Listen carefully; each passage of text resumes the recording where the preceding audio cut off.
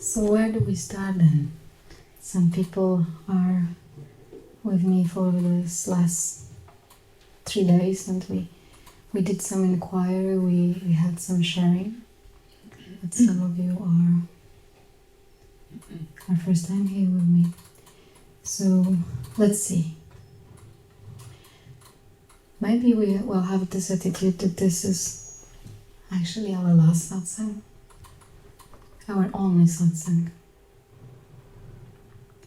our only opportunity to get something clear if it's not clear yet inside.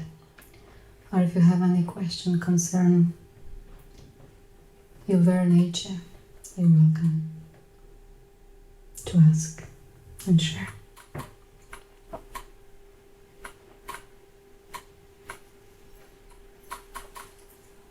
Yeah, okay.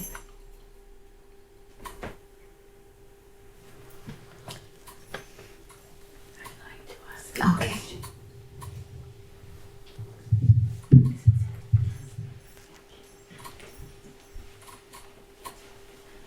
On Friday evening, the first satsang, you spoke a little bit about yourself, and you said in early days you had unconscious seeking. Can you say what that meant exactly? I feel like from the moment we are born, it starts, actually. But first, we are children, so we don't have this memory so much. We were not occupied with our thinking mind yet. But once the separation starts, around 2-3 years old, once the identification with body arises, this is a funny moment of our life. Before we know nothing, we don't know what we are. We really have no idea that we are the body. There is just open seeing. There is just pure experiencing. There is just life itself, without conscious knowing of it. But around 2-3 years old, this identity comes, because we are told that we are this. We are told by society, by parents, by teachers, all people we've met. And in this experience, it felt that from that moment, actually the seeking starts. And the unconscious seeking. Seeking of contentment, of lack of separation, of unity. And I remember the moment, actually, of going to identity with the body. I remember it. I remember the moment when suddenly I started seeing that everyone has its own perspective. And it's a mind perspective, basically. And I remember that day I became suddenly super sad. I was very sad. I didn't know why. I had no idea why, but I became very sad, because before the experiencing was without doubting, without comparing. It was just experiencing. And then suddenly I saw everyone has a different opinion, different perspective, and goes through other stuff. And I was in shock. And then basically what I saw was that most of the people experience life through the mind, through the interpretation, and takes that for reality. And I was one of them. But I felt something is not right. I didn't know why. I had no teachers, I have no spiritual seeking consciously. But I knew that something is weird here, it's narrow experiencing of life. And suddenly some kind of books were coming when I was a little bit older, where I was meeting people, and with some people I felt more connected and with some less. And this is what I call this unconscious seeking. And before I've met actually teacher, or before I've met Ramana Maharshi picture, I call it unconscious seeking. Because once I've met Ramana, it's somehow everything dropped. And there was not mental conviction, but complete total conviction that it shows something different. That's what I was seeking. And I was that time 18 years old, so it was quite early. But I didn't read about spirituality much. It was just his picture, and then I read some pointers from the books of Paul Brunton's Search of Secret India. And when I read it, again, I knew this is it. That's for sure it. But there was no teacher to confirm it. I didn't know that those kind of teachers exist who could point to that. Later on, I got sick, and it was near-death experience for like 6 months. And after that, I was in India, where I met Guruji, Srimoji. And it's not like I knew what satsang was. I had no idea what it is. I by chance was in satsang, and I was like, oh my God, these people the people who speaks truth exists. I thought it was only like Buddha, Jesus, or maybe some Himalayas masters. And I was in Tiruvannamalai and I saw, oh my goodness, these people exist. And straight away when I was in satsang, something in me knew it's true, even though I didn't know English that time. I went for this meeting and something was speaking to me differently, beyond the language. That this is it, what I felt from the beginning, but I didn't know how. I didn't know even how I know it. And after that, I learned English and I started listening to him, Cartola, and it became clear. And it was like straight away remembering, coming back to what I really am. So this is a little bit of the story. Yeah, but the spiritual search doesn't have to have a name spiritual. Most of the people are seeking for that, but it doesn't have the spiritual name. When we look for happiness, when we look for peace, when we look for contentment, in general, when we want to be loved even, this is the same base. This is the same search. This is the search for home, for a resting place in us. And when we don't match the pointings, when we don't match this teaching, we believe we can satisfy ourselves fully outside, by relationships, by money, by finding peace outside. But it always feels almost there, but never fully. It feels almost good, gives us a rest for a little while, it can give us a rest for a little while, but in my experience it was always like a little bit of tension in everything what I achieved, in everything what I was getting. I had dreams and I was fulfilling my dreams, like all of us, we fulfill those dreams. But then while fulfilling this dream, I realized, oh my goodness, it doesn't satisfy me 100%. And I was frustrated. Why? Nothing could give me this thing I felt might be possible. And only when I met Satsang, it was delivered completely. Like I would never expected. Never ever expected that in the human form, in life on this planet, where duality is experienced so much, you can find a full contentment and peace with everything. And in this experience, it just took me by surprise. It wasn't like I was following to this and walking that direction. It just took me by surprise, really. And it is so amazing and so strong that this existence wants to share it and point to it. And this is the biggest joy and the biggest fun, I would say, to point that and to see people coming to the same knowing of what we are really. That what we see, what we perceive, what the consciousness is going through, is a shadow. It's a reflection. It's second. But what I am is permanently content.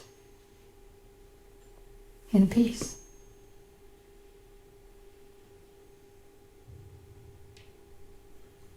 I don't know if I answered your question.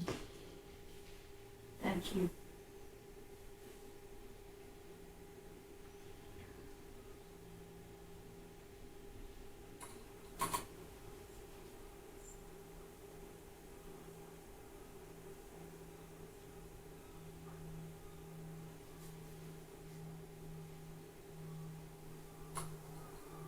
I always believe that the happiness is in the future.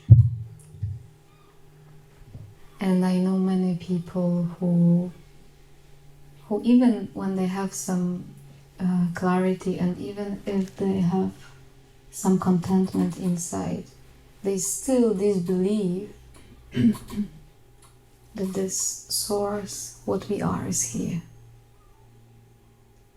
So if you find yourself in the place of a little bit of doubt, or a little bit of restlessness or anxiety, it's mostly because there is this subtle belief in the future,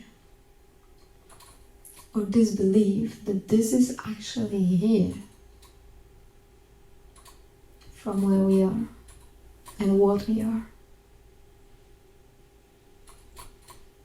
And I would also never expect that this is so simple.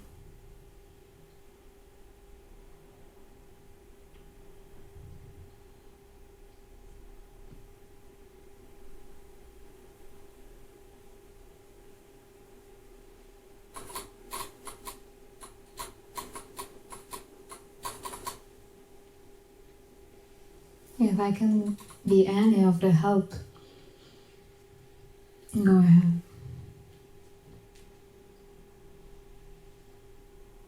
How are you?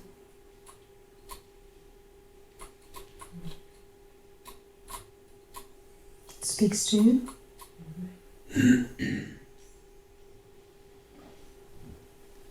Can you confirm somehow this being true inside of your being?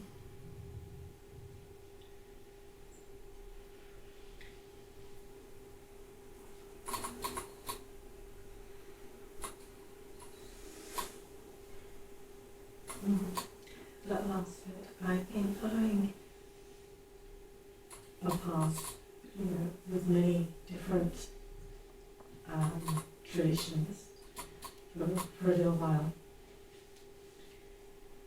and had those moments of peace and clarity, but obviously very short-lived. And it was that last bit where you said that subtle belief in the future. And I think that really spoke to me. I need to drop that belief. It's just moment now. Yes.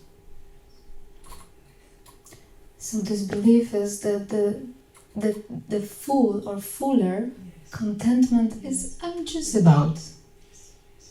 Just about. So if any of you have this kind of thing inside, just let's look at it. So it's the subtle thought inside. Subtle, very subtle thought. Let's picture this thought here. Do a little bit more. It cannot be this way. This way is almost alright. Almost alright, 99%. But even Jesus said that this small little thing in our eye have an impression like it was a stone. Because there is a subtle identity in there. So I could go somewhere. I could do a little bit more maybe. Who have this belief? Who has this belief to do one more step? The ego. Yeah, and where is the ego? It is nowhere. So every time we have this subtle or very gross things inside, it's an invitation. It's an invitation to ask the question, who wants this? Where is the one wanting this? Where is it? It's like you use the mind to drop the mind in a way. You use this question, you use the mind to drop it. So you ask this question because obviously it's a sentence, it's a meaning, and you use this question to get the answer, but the answer is not mental, as you know, because no one will answer. The answer, there is no ego, is not the answer. The answer is a lack of the question and lack of the answer. You know, because we know mentally that ego doesn't exist, no? You did the checking and you saw it doesn't exist. It's only thought manifestations. So if you see it doesn't exist, don't stay only with the picture of the sentence. Just go directly. That it doesn't matter. The given sentence is not the answer. The given sentence cannot be answer ever.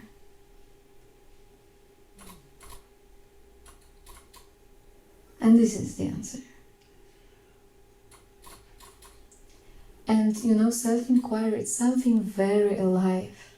It's something so alive. There is nothing more alive than this work, than this question, properly put it. Because you cannot do it for 1 minute after or for the next day. It's like in this very moment. No escape. No escape. And then that's it. And if it's necessary, you do it 100 times a day.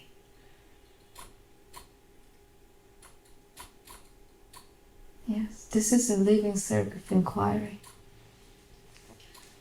So, apart from this journey of seeking self-contentment and bliss and love and all of those inner things, do you believe that we have another purpose for being here, a purpose to fulfill something else in this physical world? I mean, this is happening, isn't it? The stone is falling, and is falling this way. But I don't believe in some special purpose. Because the special purpose would be in the future, isn't it? I don't understand what you mean by the stone is falling this way. What does that mean? Okay. It means that we can't control what is happening. The stone was heated. The great big bang happened. So this body, for instance, that body, came into existence. And there was no one in charge and control to do it. In this sense, It is just happening. So you didn't choose your parents as a little infant. You didn't choose the school or the country you were born. Most of the choices made are based on everything. It's an outcome of this movement which is falling. And on the way we became to believe that we are this individual something which is in charge, independent of all the circumstances. And in this way I mean the stone is falling. So obviously it leads somewhere and the changes are happening, of course. But while those changes are falling, I would say, while we are falling, where we are dying actually, because this body is also dying, it's changing constantly. Our thoughts are changing, our body is changing. While this is happening, and it was changing like this for billions of years, and it's changing all the time. But while this is happening, at the moment we are in the very funny moment actually of self-observation of what is happening. We are going to the place of watching the movement. And this watching is not a personal perspective. It's just watching. And by that, we can see that this was really happening and is happening for billions of years. And this is just a nature like that. But we can find something which is not an object, which is just a witness to it. And obviously there has to be some destinies, changes. Of course, they are every day even, every 5 minutes. So if it's something that's just part of a stone that's falling, pure physics, yes, which is, exactly. then what is the purpose of being at all? Of being in the human form? Yeah, what's the purpose of being here at all if we're just part of a physics aspect of a stone falling in your description? What is the whole purpose? I mean, I cannot answer for these questions like really the way you probably would like to. I have no desire to like or dislike, it's merely to understand what your perspective is on it. Yes. So for individuals and our brain and our mind loves the answer about why things happen, and it has to have some goal and purpose. I could maybe give you some of those kind of answers, but I don't believe them so much. The perspective which I'm trying to share, and I should not share even, just point, is that we can find a space in ourselves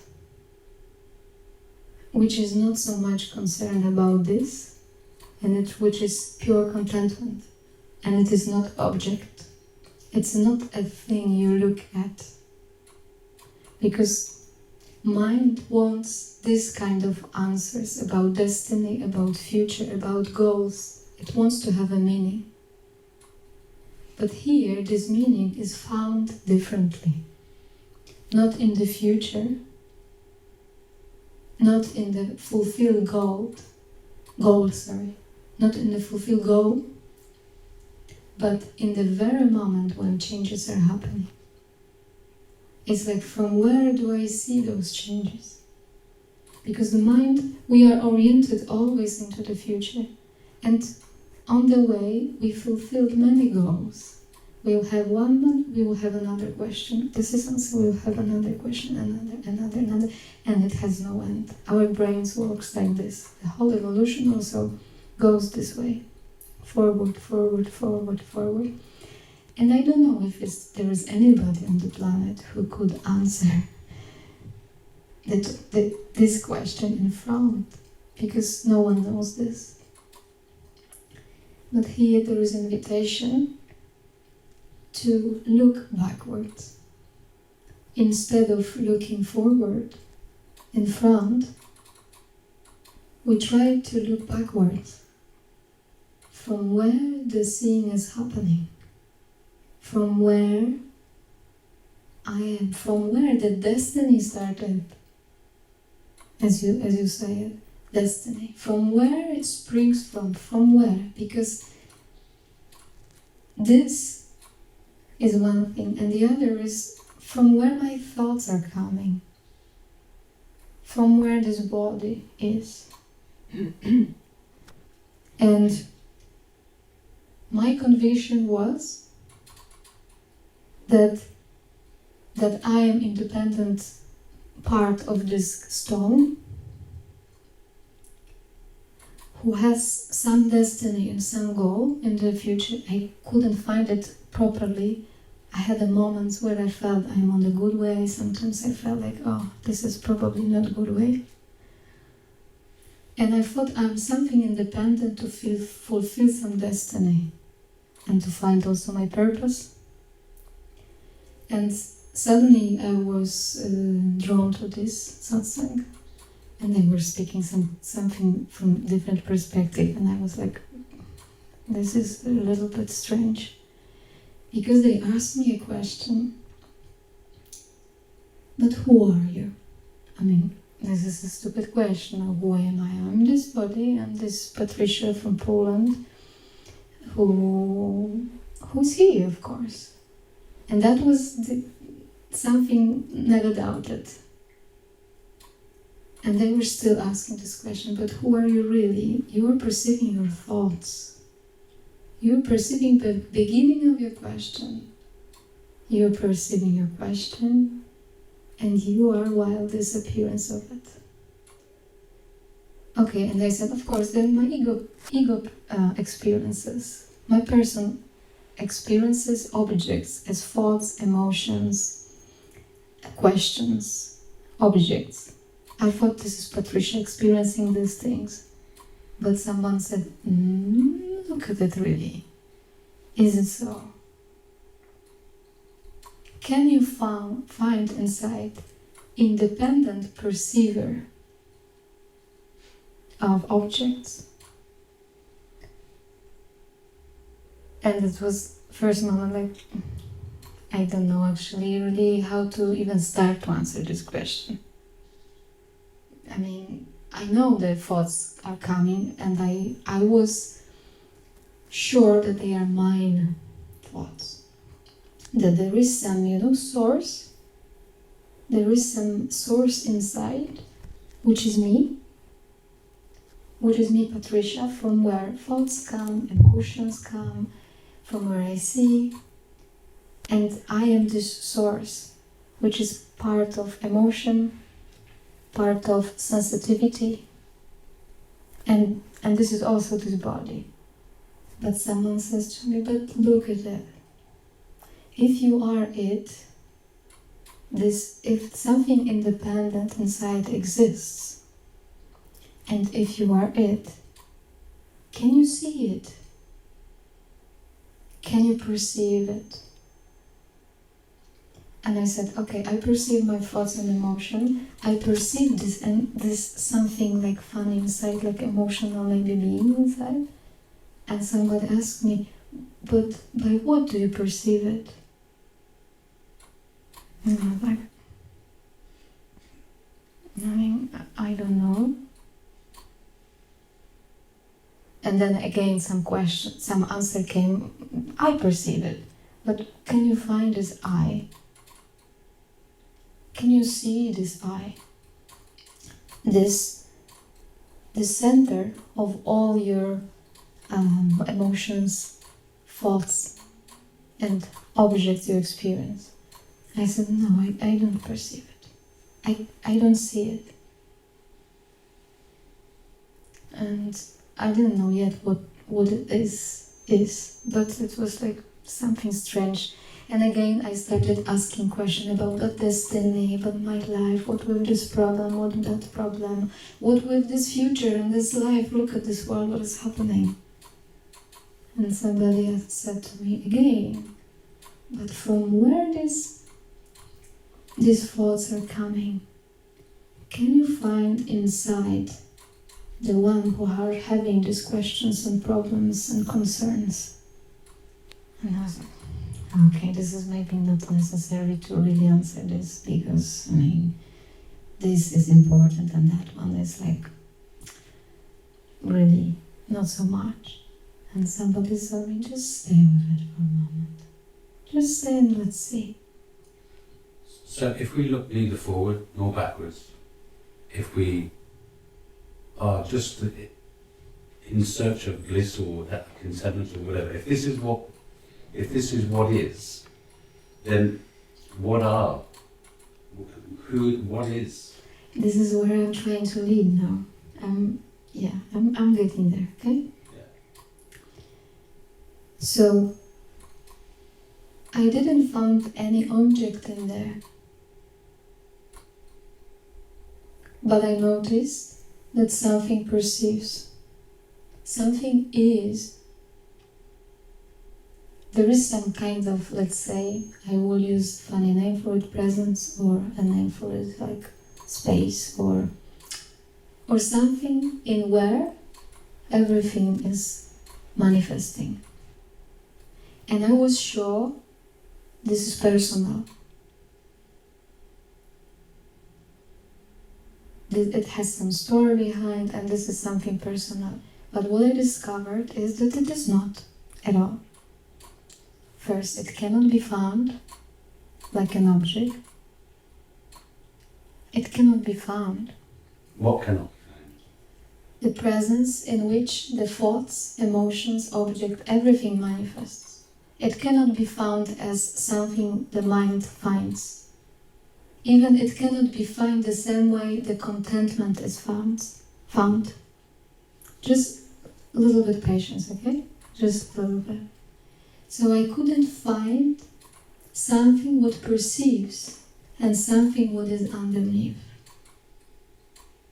And you know what happened then? I thought, okay, so if I cannot find it, why did I believe I am this entity with all these questions? If it's not findable, if it doesn't exist, who am I then? Who am I? I'm not this thought, I perceive this thought.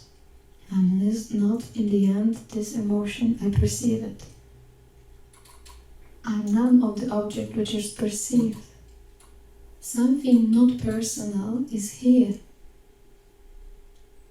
And this is what, like, weird.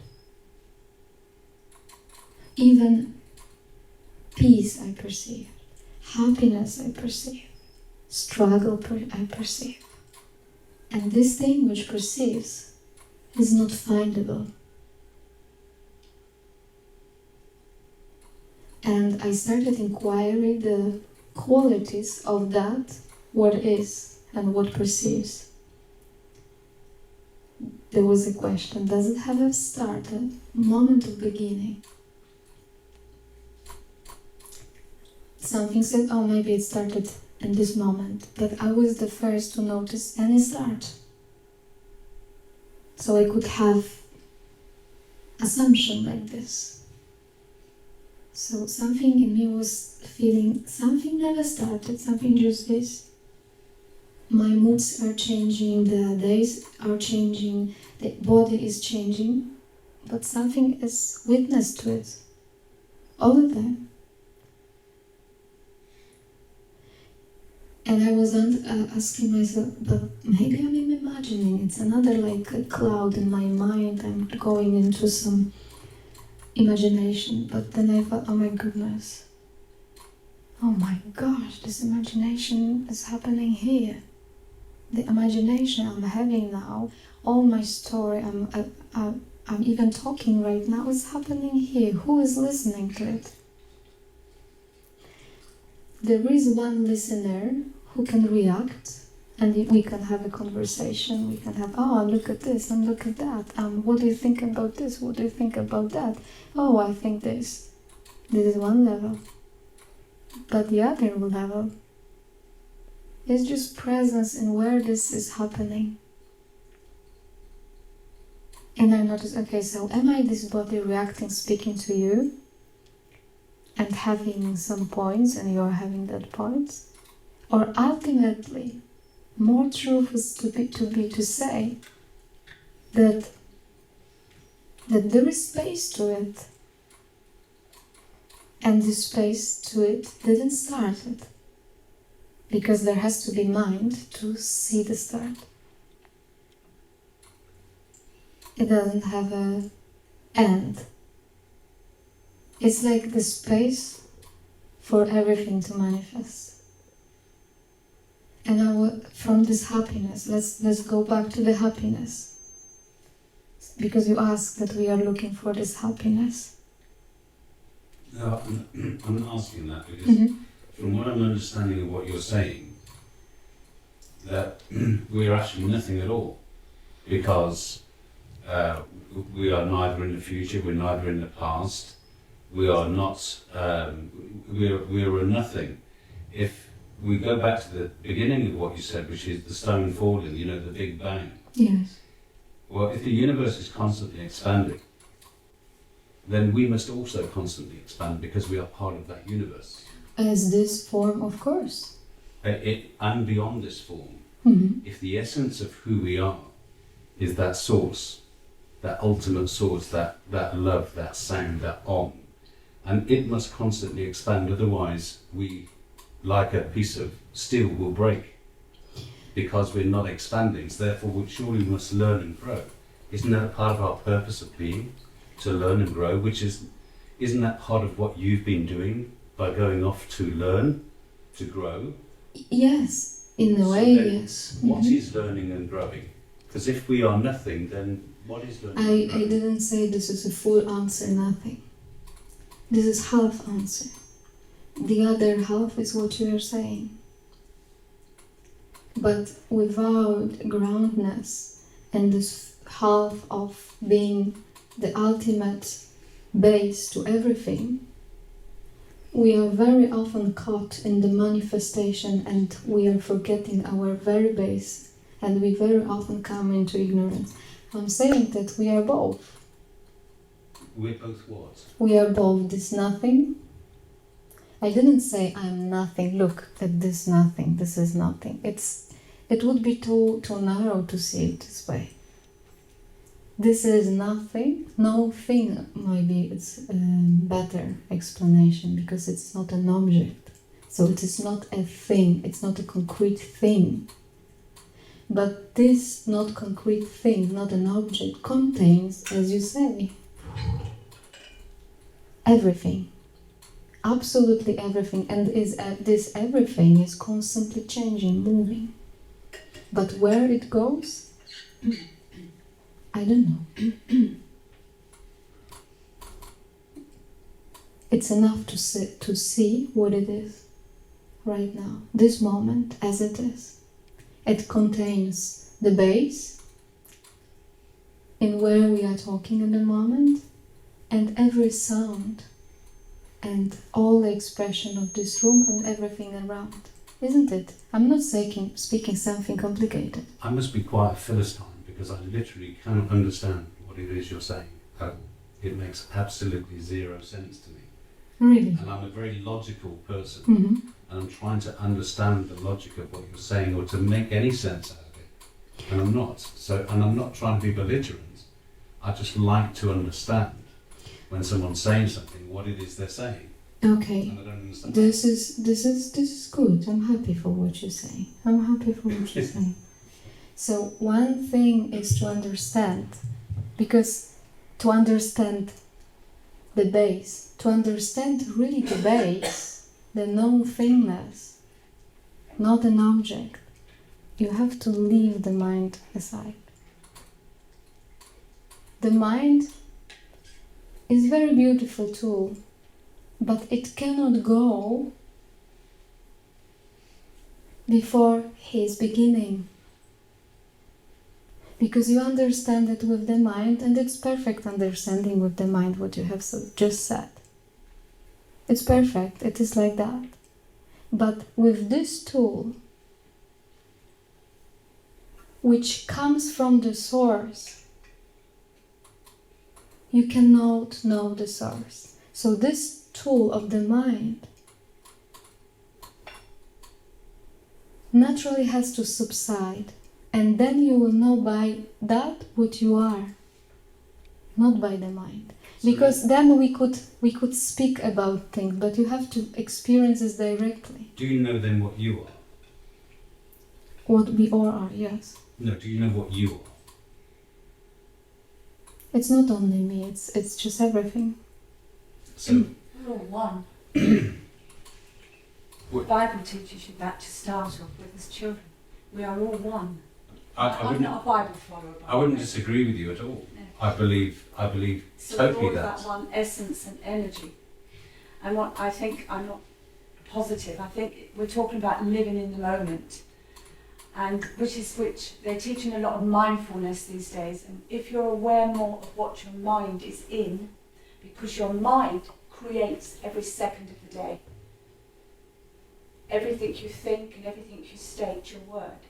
And everything you understand also. But then, isn't that contradictory when you start out by saying, well, you are nothing. You are not your thoughts. You are just, now let me I finish. don't think you meant that. I don't Okay, mean so- you are not that.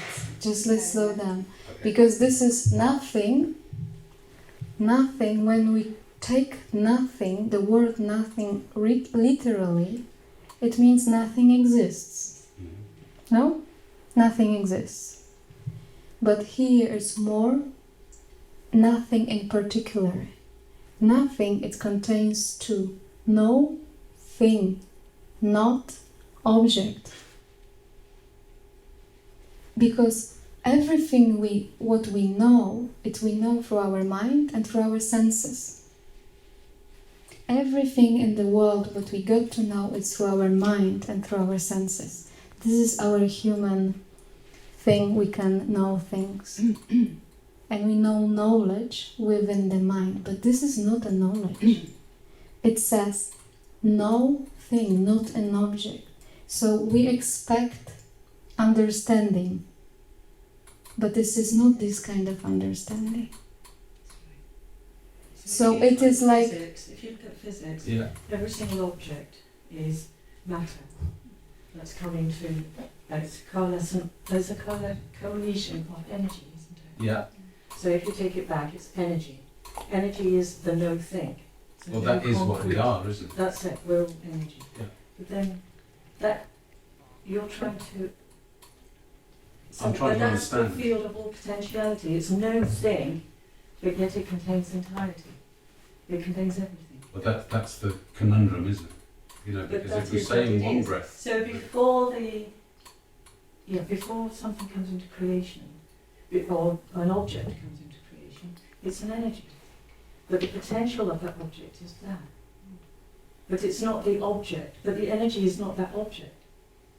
but, That object is just an aspect of that energy. but that chair that you're pointing at is just atoms spinning round each other at Yeah. a certain So it's- speed. But it's just space. But it's the perception that Yes. turns it into the object.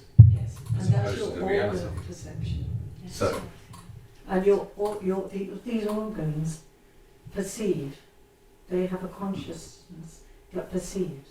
So does no one believe then that we have a purpose for being here? there is no one to believe it, because then one who could know it doesn't exist. I don't understand what you're saying. The mind will never comprehend it. This is the actual. I think what we think, perhaps, that life goes through us. It's not like that. We are in life. Life is everything, and we are in life, and mind can never understand. See, I believe that I'm part of this vibrational frequency that is the source of everything. But you're And I not. believe that I am everything and I am nothing. No, you're not. You're not it.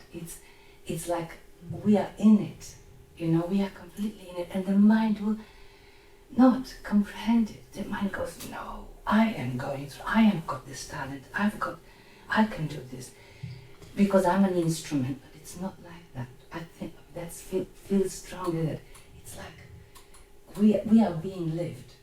So let's try maybe from different angle to look at it. How about that? That we will try from completely different angle.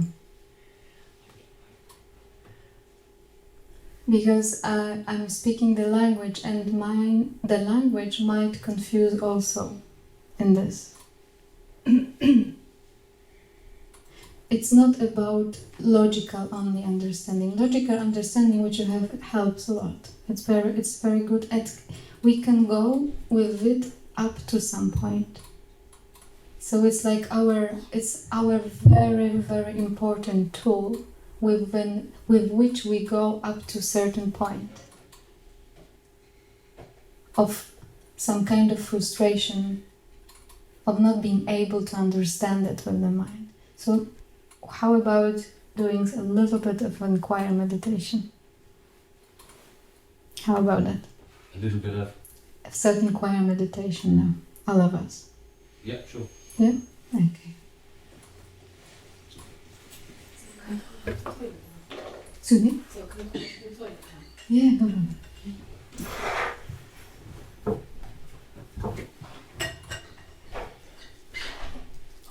So as we are sitting now, just close your eyes for a moment.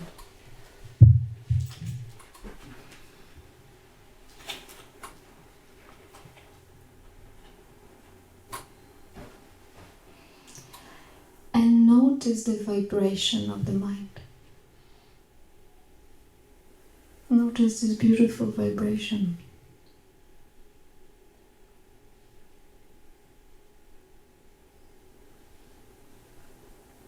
Notice the movement.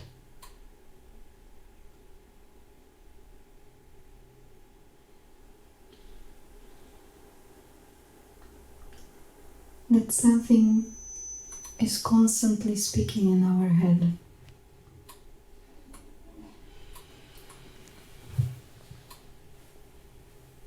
It tries to understand, to make sense also out of it. It's normal.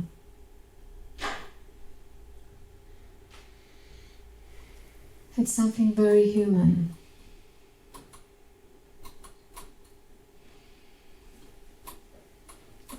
To make sense with it, temporary, or notice there is no sense to it.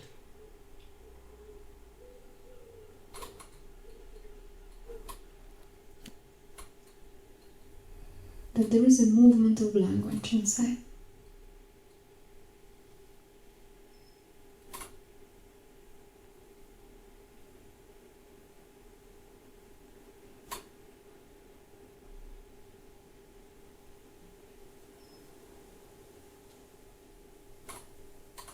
Normal, we are used to get the answer within this tool, using this tool. And we are getting them. Many of them we are getting.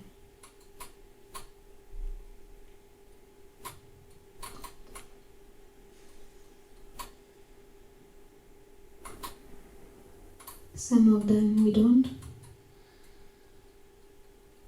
But still this vibration might be present.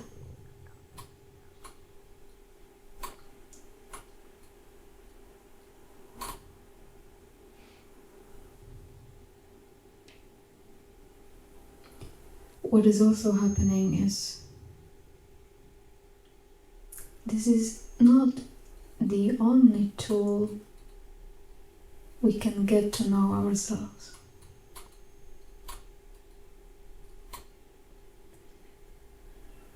So the invitation would be now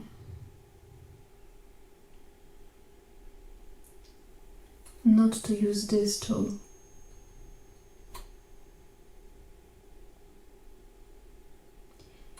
In many areas like science, psychology, philosophy, this tool is helpful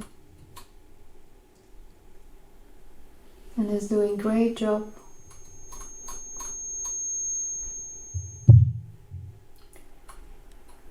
But in here I would invite you to leave this tool. Not because it's wrong,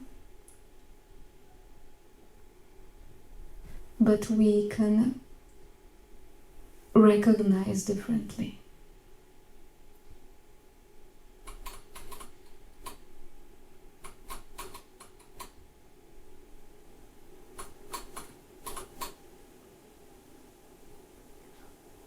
Not only with reaction, not only with interpretation,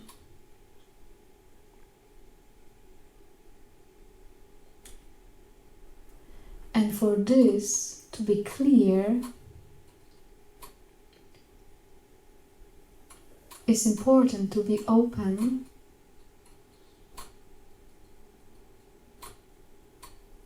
for distance to the tool, which is mind. Just have a little distance to it.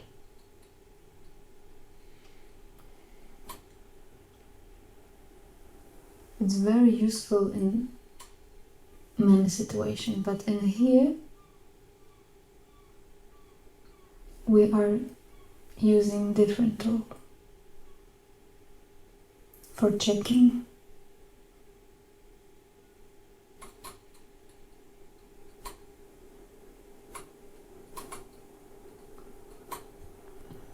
So while the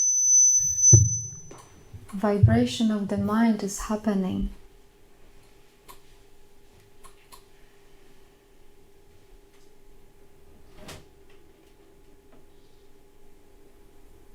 notice space all around you.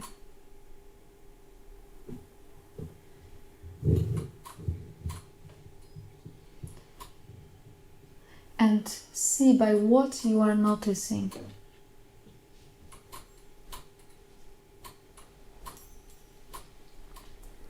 You can notice by mind.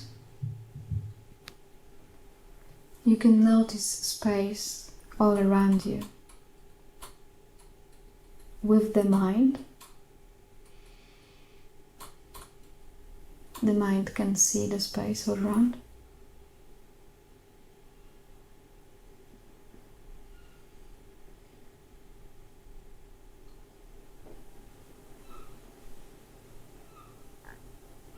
But this is also a very subtle object of the mind.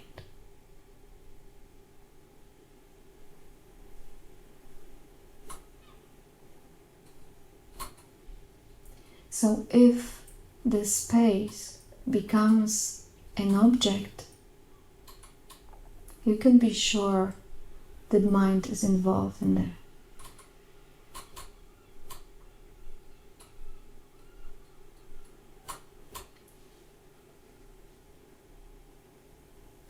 And I ask you to don't follow this mind stream 100%. Give yourself a little bit space of opening to something not known yet.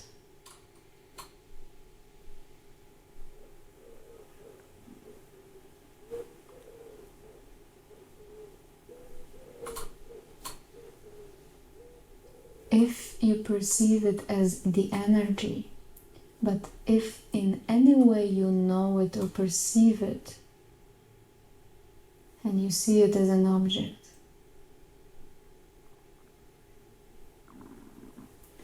you might be sure that mind is a little bit active, but something is conscious of it.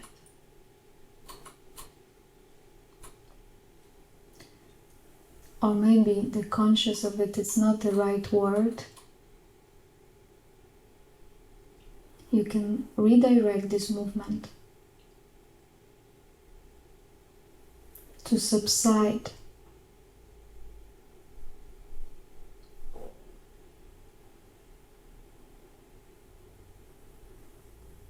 From before beginning of that.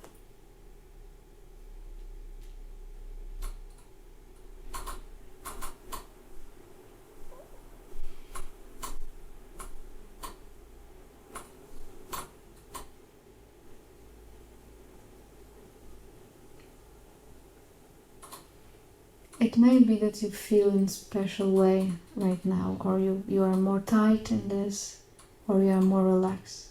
It might make you more tight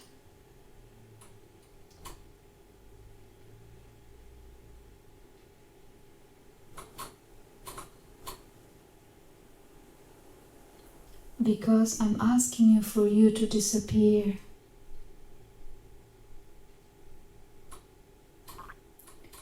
To lose all the tool you have.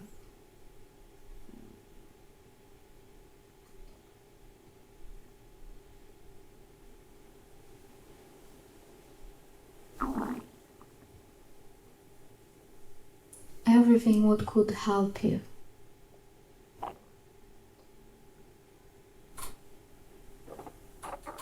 Open yourself for not using any of those.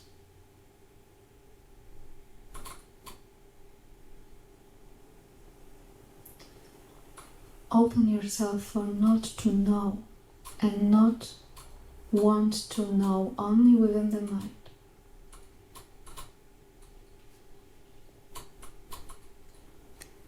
And it might seem that I'm speaking about something about to happen.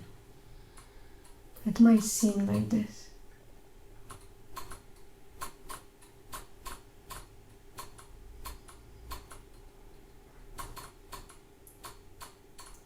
If something will happen, it will be another object.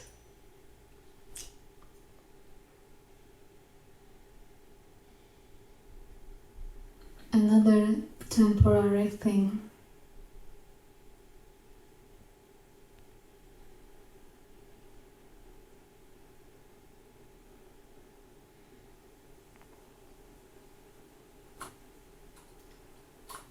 But if you stop following the objects,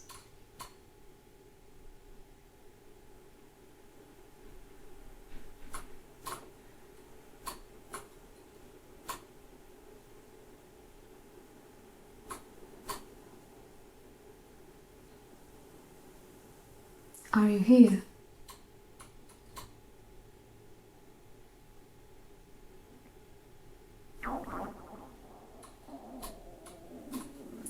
As what are you here?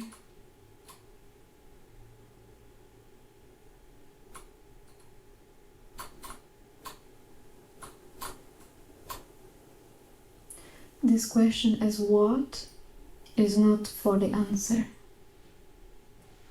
for the mental answer.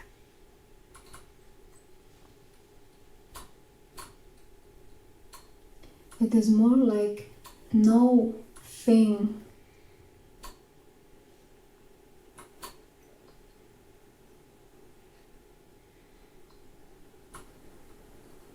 comes back to the knowing of no thing. It's not a phenomenal recognition. It's not a temporary answer.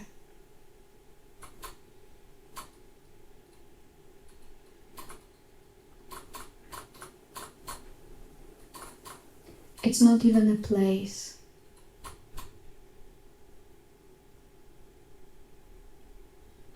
It's not even now. To say now, it's also very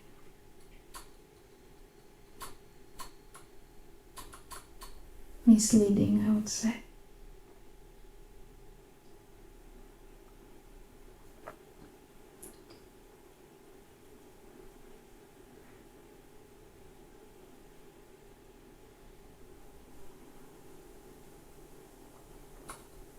Because there is no time in there. Mind is time. Mind is movement.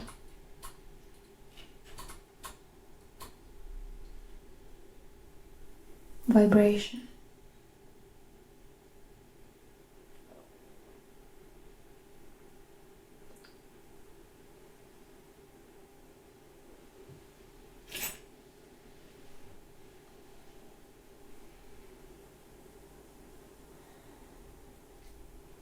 It is also there, but look that this is changing and something is not.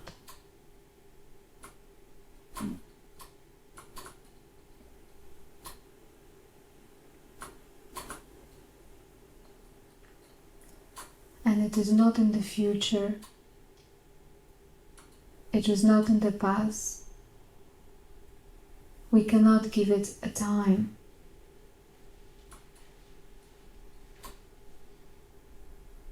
We cannot even see it because we are it.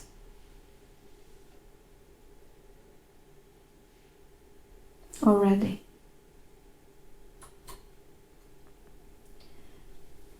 And best way to know it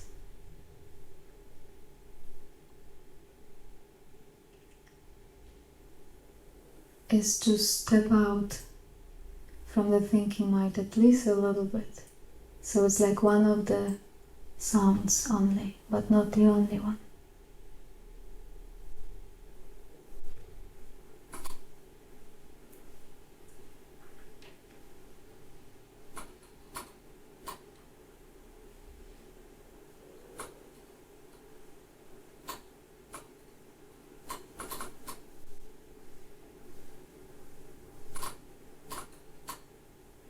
Notice that something inside knows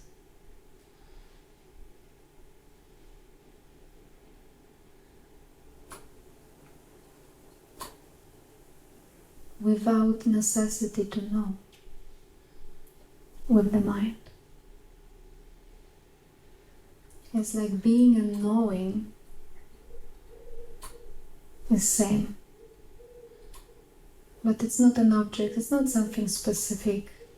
You are. It's not like, oh, you are happy because you know you are. It's again misunderstanding. You just know.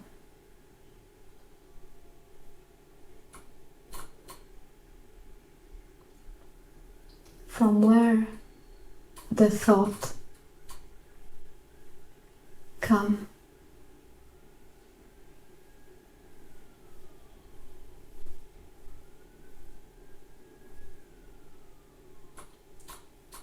What is holding the sound? The bird.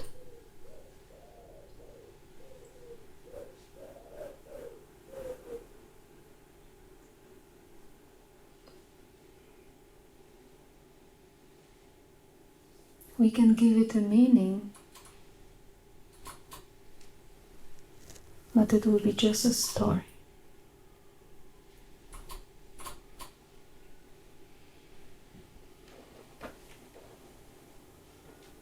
But we can also be open fully for this vibration without escape to the future.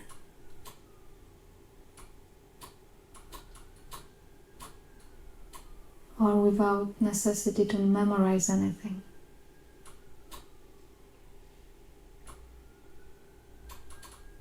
Without the support, we are.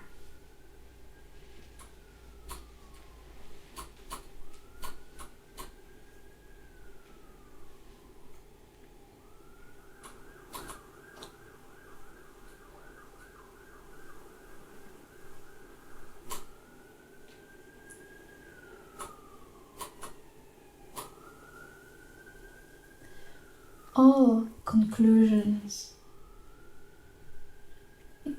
which we could have, all sentences which can be taught, which you hear, it's just like a painting. I'm painting right now. The painting is happening.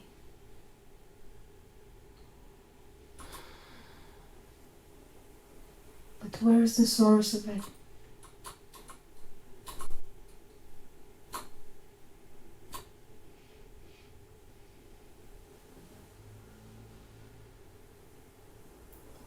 Is that what is said the only thing? By what we recognize the painting, the colors? One answer is that with the mind, subject-object relationship.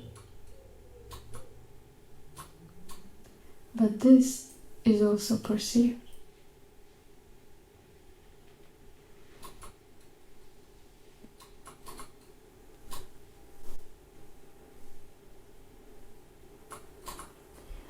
how we can know it? We can know it because this is changing and it's vibrating and moving.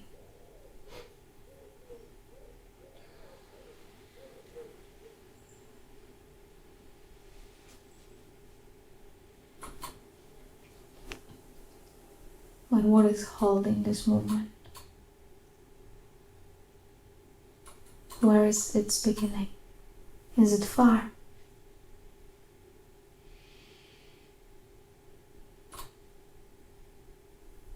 Is there division you and the beginning? Or beyond? Is it far? Is it a concept?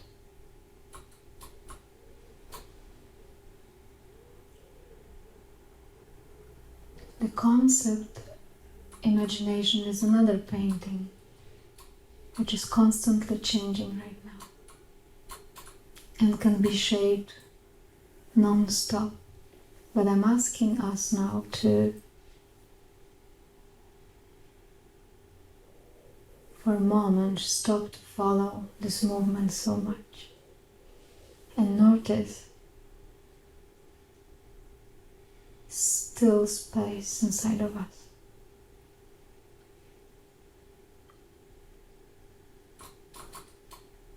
Because conscious contact with it, even split second, brings peace and joy to this vibration body.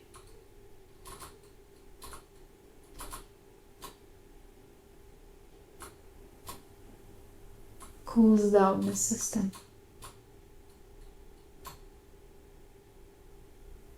By itself.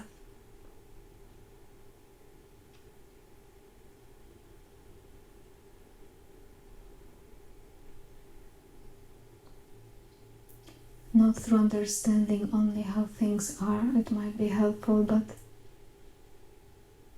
for not using the mind only.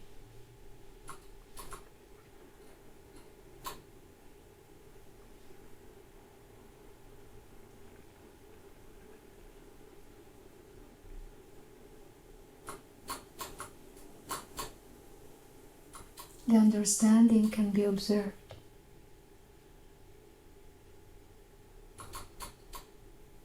All states are observed.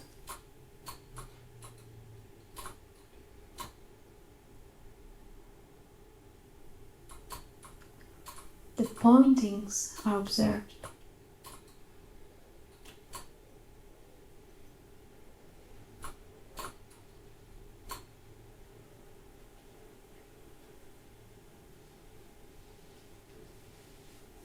Effort is observed.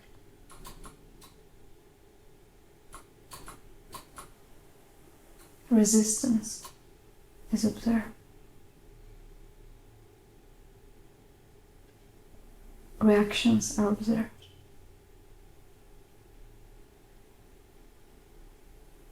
Excitement is observed.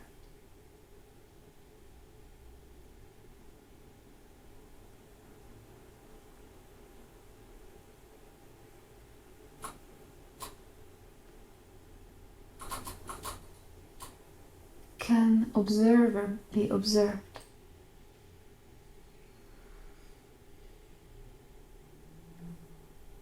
Can perceiver be perceived?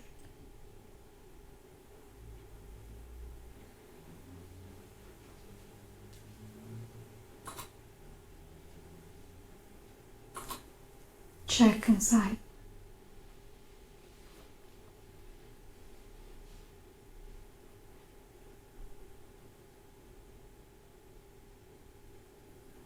Is it far?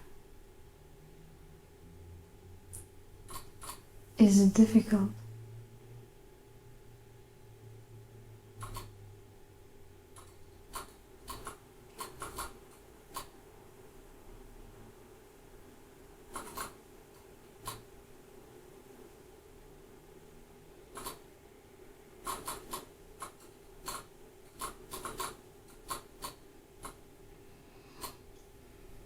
Is there distinction between you and it.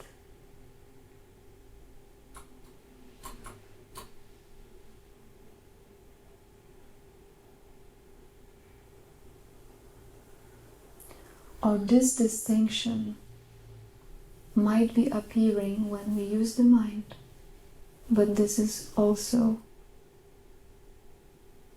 an object to be seen.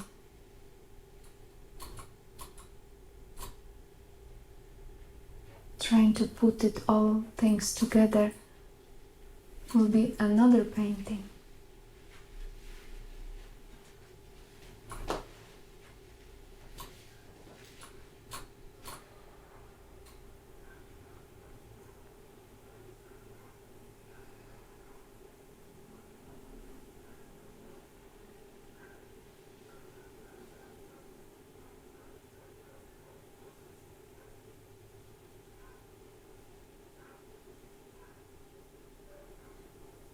Is anything what manifests in any moment separate, divided from the whole? Can it be?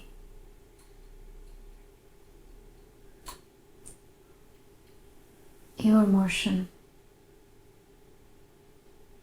the heartbeat, the thinking process, the reaction, the imagination,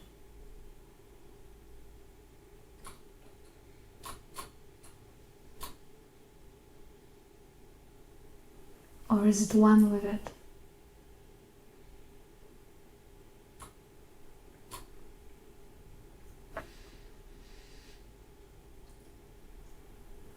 Can you find experientially, when you have your eyes closed,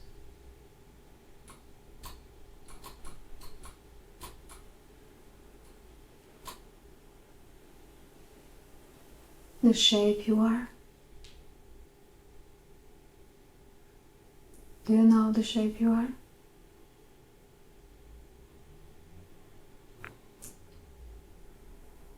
Or to know the shape, you have to start using the mind. Subject-object relationship. But we ask you to leave the mind aside.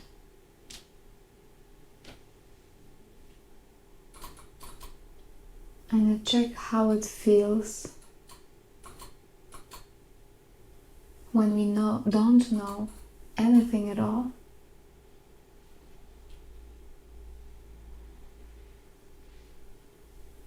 Are we here?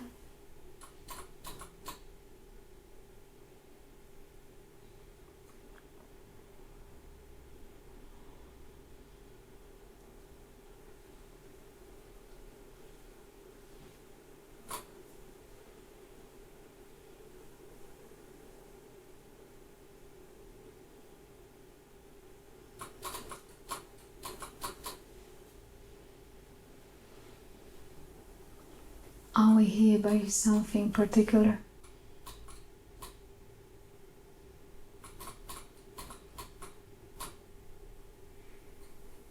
Or we just simply are?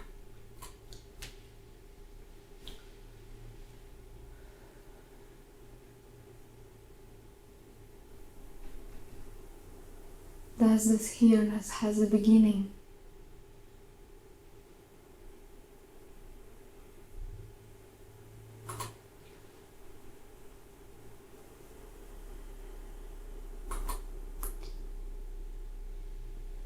Is any of the object of manifestation separate from the here-ness, or is it one?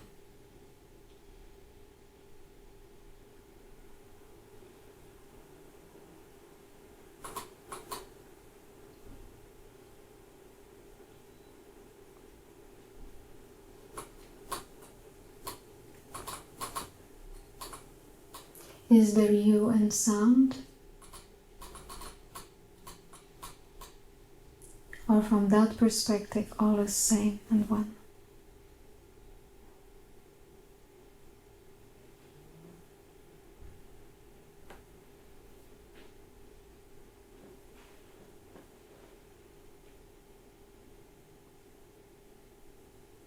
If you find yourself trying hard, just relax.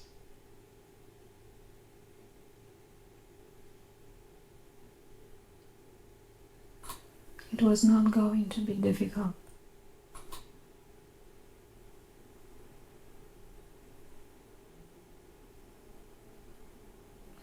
Notice that for anything to be perceived or understood or manifested,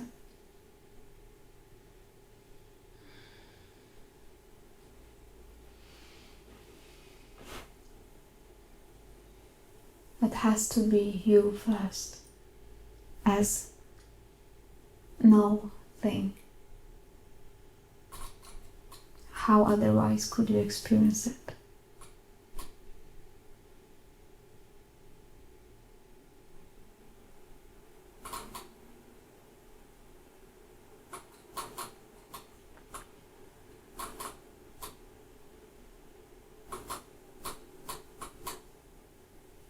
And I'm often saying, and I will repeat it again, that in satsang there is two ways of listening simultaneously happening often.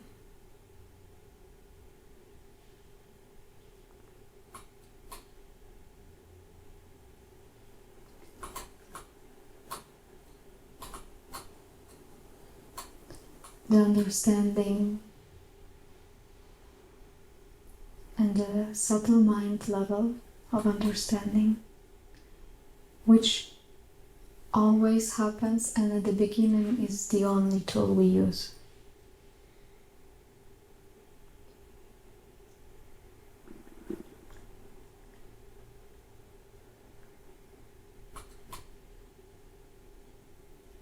But there is also this deeper listening, from where the mind is just a temporary wave, beautiful one, but it's not just like a translation of the universe. It will never give exact answer, ever. It will be an approximate answer.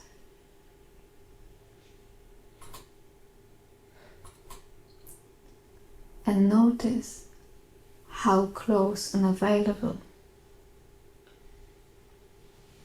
is this deep perspective.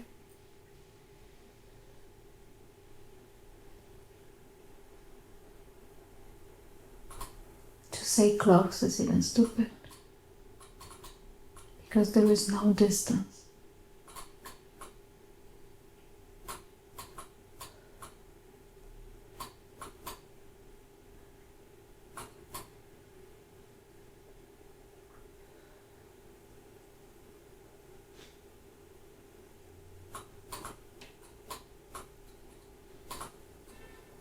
And I'm pointing and speaking to that part of us.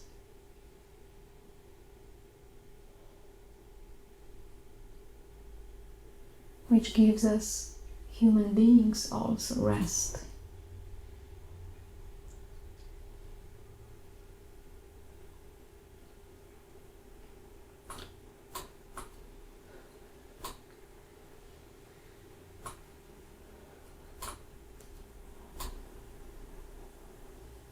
By just not only following objects.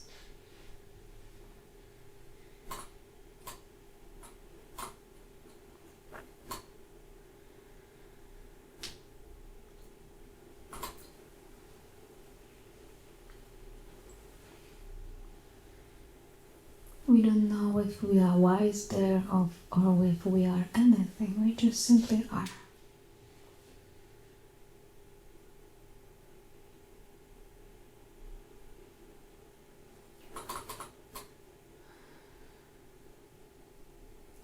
They call it, this is a peace which surpasses all understanding.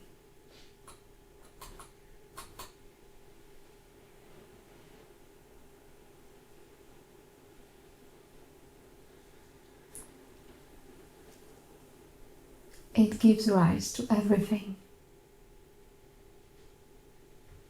and death.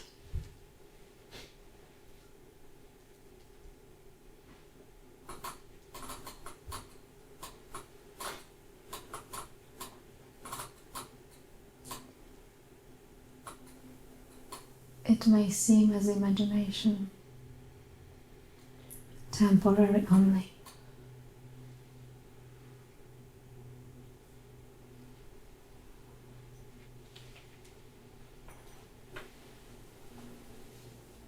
Until you know all of it to be directly about you.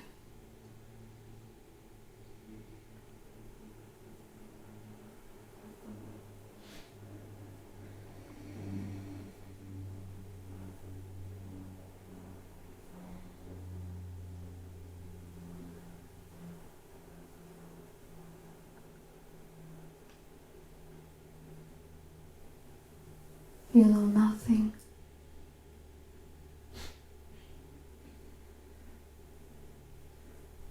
And this nothing is wisdom.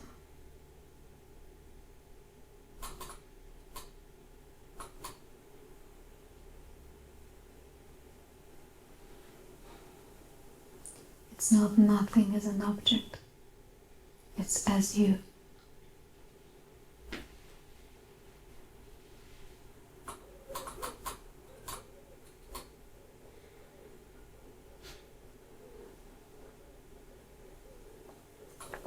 Rest from notions of the mind.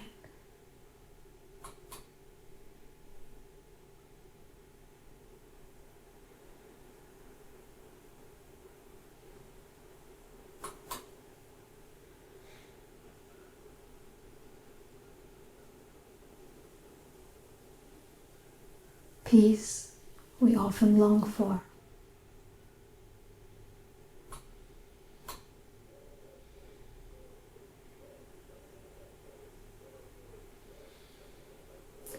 It's like just before death, like you're just about to die, knowing that everything had happened.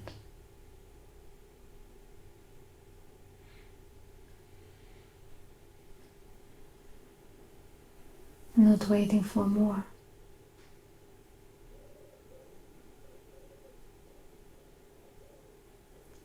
This peace of not wanting more.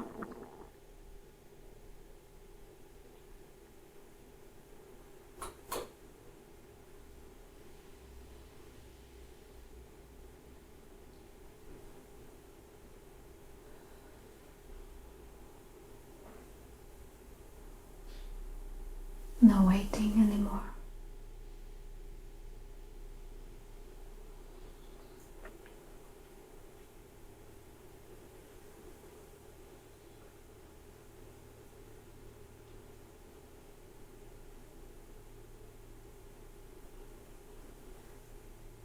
And this is here.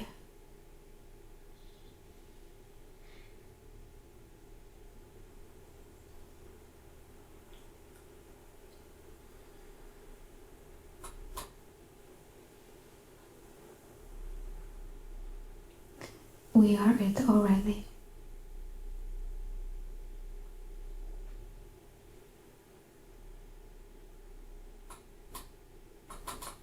So there is no need to wait.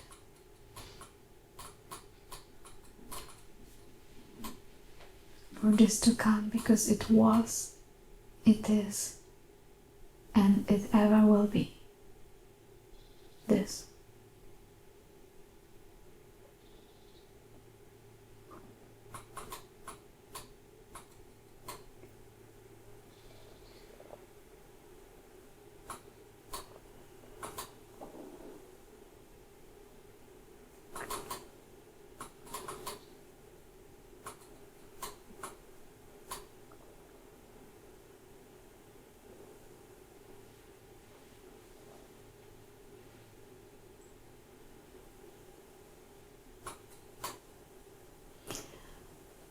if you don't know what I mean, you can imagine the state also. Everything you wanted already happened. You longed for, you waited for, you achieved everything.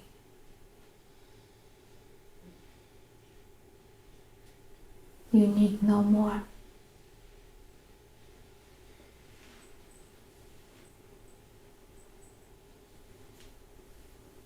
And everything what comes is just given. Doesn't come from desire. It's just given free.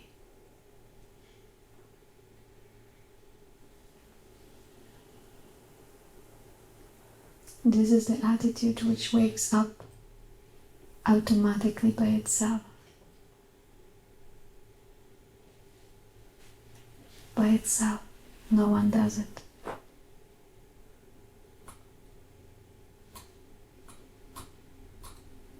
And you don't feel you gain something.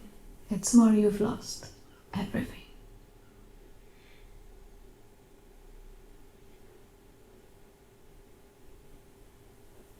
You feel free from wanting and free from fear.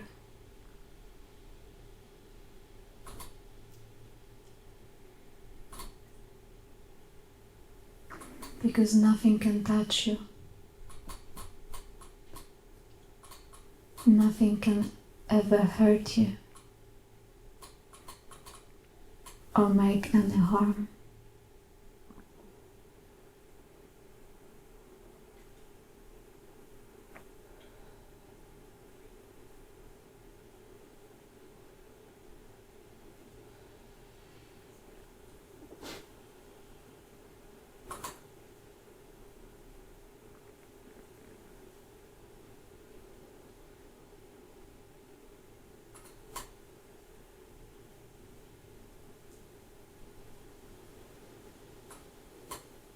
You are prior to the body,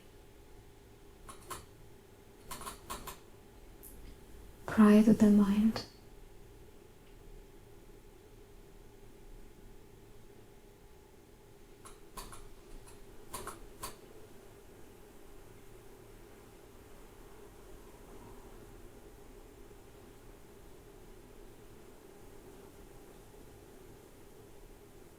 Unlimited.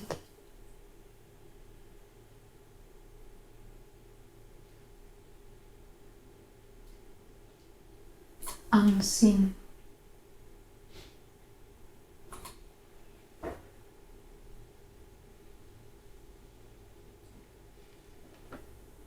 Not possible to describe accurately.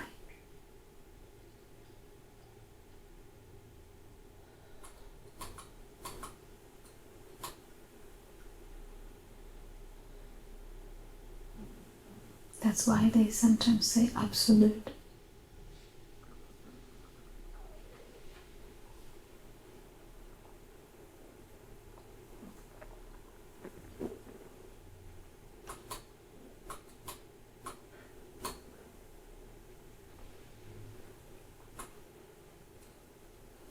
And it is not far.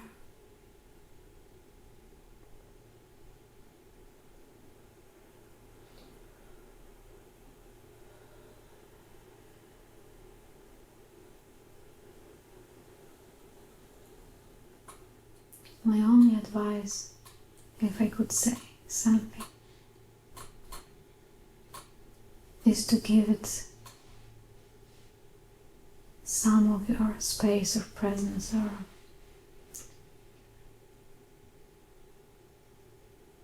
direction maybe, and it will give you back. It will show up completely inside.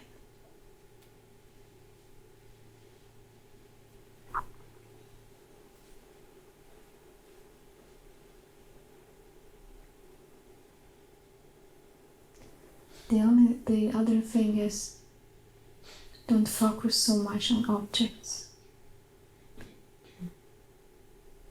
In Eastern philosophy, they call it illusion.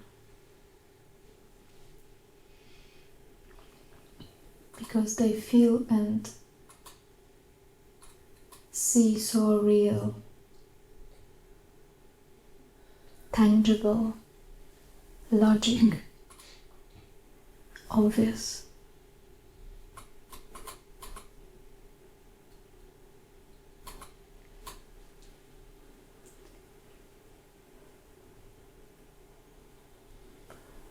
But nowadays, without some obvious thing, opening for not knowing.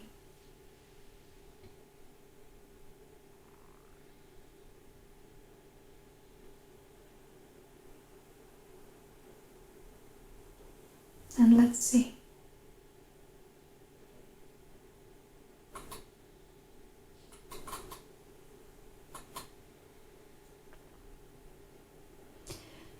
This is also not for us to go for a trip of having a blissful state. Really, it's not the purpose. It's also right now for you to check how does it feel to inquire this way.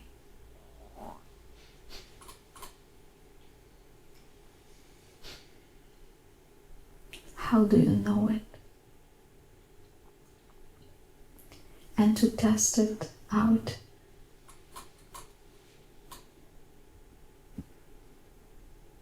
In many circumstances of life.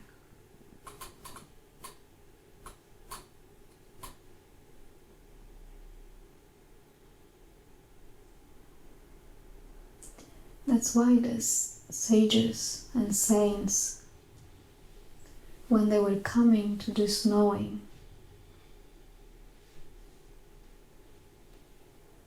they started feeling peace and happiness.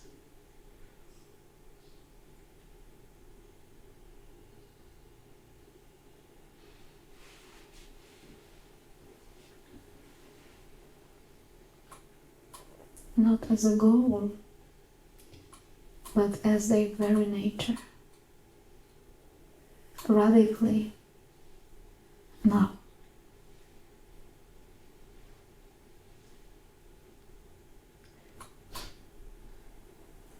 I found it so useful and so profound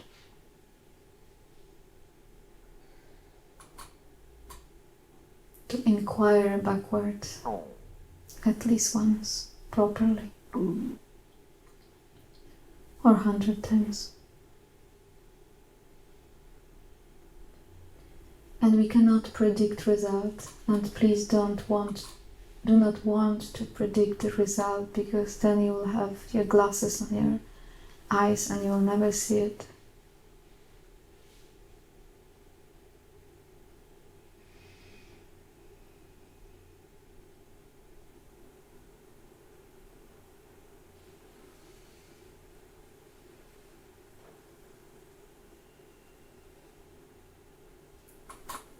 Open attitude is enough.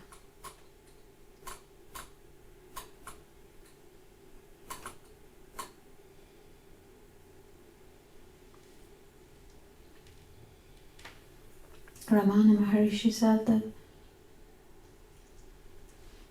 there is 3 types of people who get to this kind of pointings, or in any way.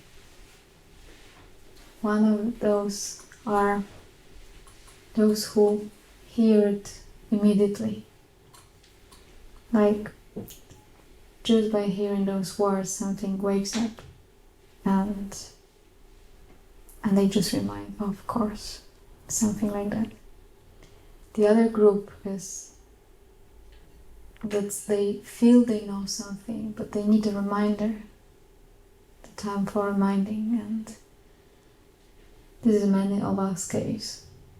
The words are always the same, the pointing is always the same, but it needs time to to land or to evoke and wake up. And the third group is the ones who need like a practice to direct the mind to make mind tired and go to place of limitation.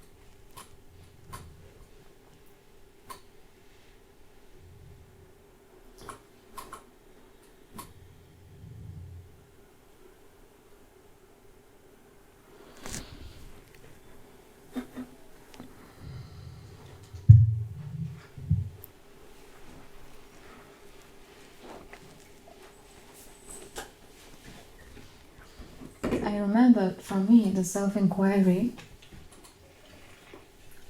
at the beginning really felt like I'm going for a trip. A little bit like I'm going for a trip, I'm becoming more silent maybe, and I'm looking forward for another experience to happen. Until I was so awake during satsang, like so present, like I never was in my life before. I don't know how it was like that. Something just was maybe ready to hear. And it was not taking me for a trip at all. It was just checking inside.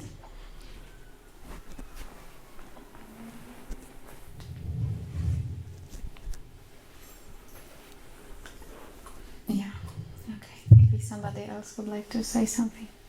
How does it feel when we inquire during the meditation? Does it feels known a bit or not much?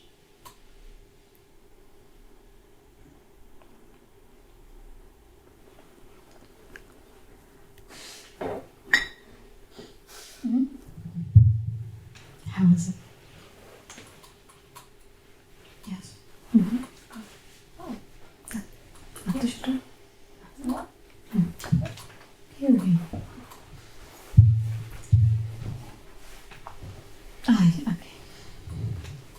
Okay.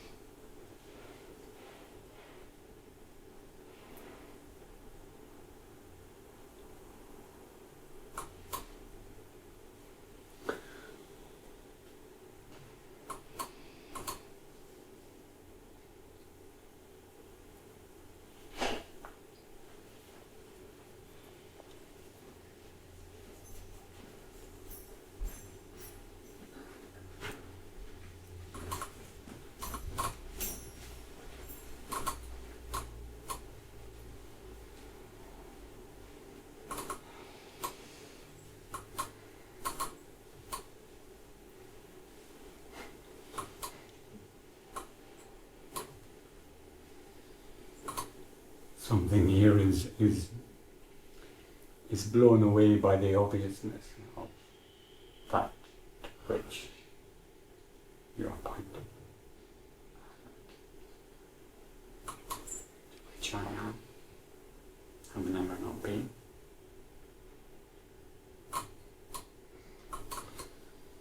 Something was like dancing in front of me.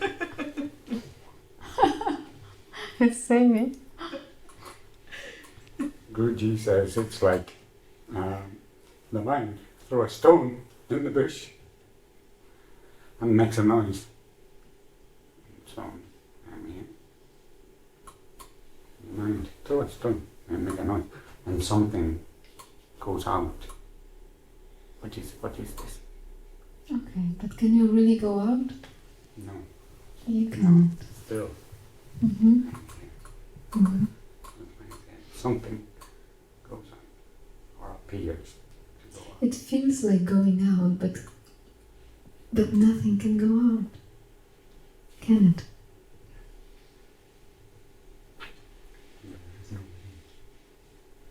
No what?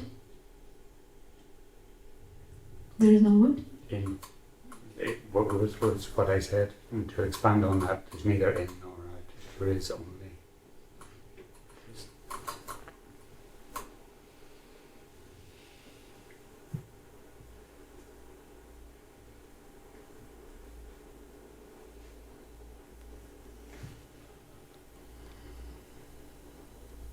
Everything is in, no?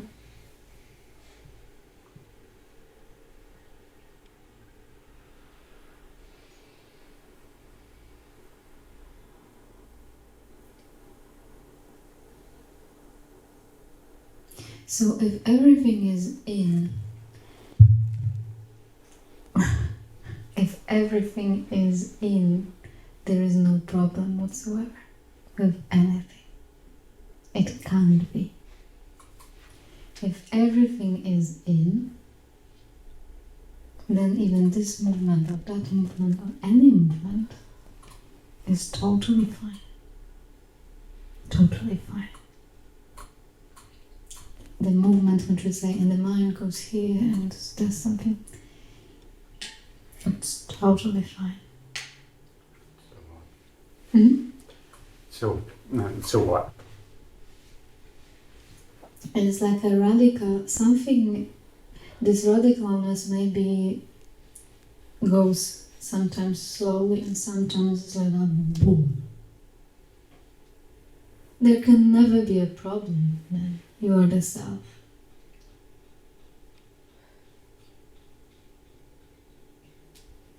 This something is, as we said yesterday, it's not separate, it can't be separate from the self. Like we use this phone example. It's vibrating inside beautifully.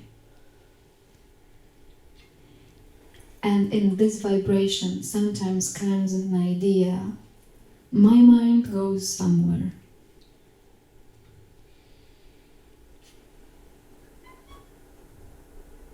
Like it was something in between maybe, which is having bigger picture or truth or what? What is this? What is this? Like, oh, some independent truth I'm having here. Look at me, it's all the same. All the same. And this little independent truth. Same. I'm not saying it's bad, I'm just saying it's the same essence.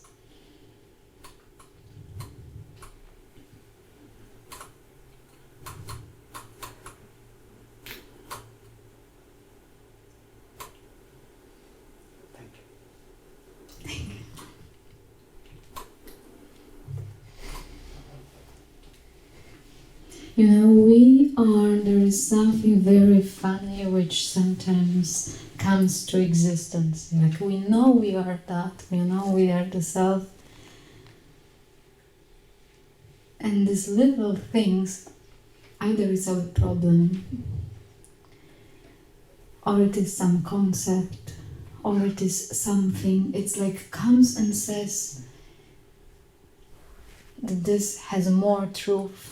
Or less, maybe less than anything else. But if everything is self, it has the same taste. No? The self. There is only self. Brahman taste, nothing else. Nothing else. But there are funny things in between sometimes, like the snakes, not ropes. Snakes which you go, oh look, this is maybe very true. I mean, this is the same true. Like we are made from the same matter and we are same space also. Is there anything like special in there? Or is there any lack? Is there any lack in our loops in there? Where are those? It's like we are giving them life. My life. I think yes, I'm sorry, but look, it is self. It is the same stuff. And it just shakes off. This is this radicalness when we see it like this, right?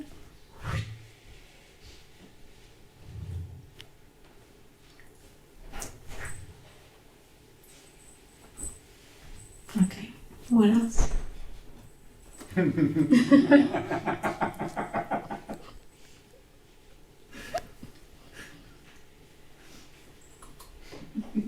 If self is self, it means self is self.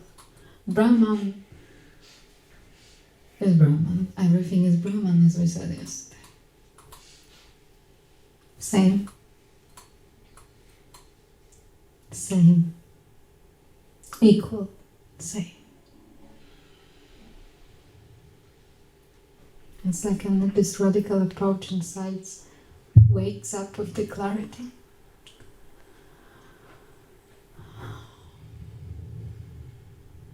He went off.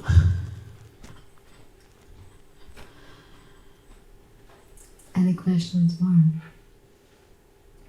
We are just about to finish, so please, if anything we can have a look at, just give it.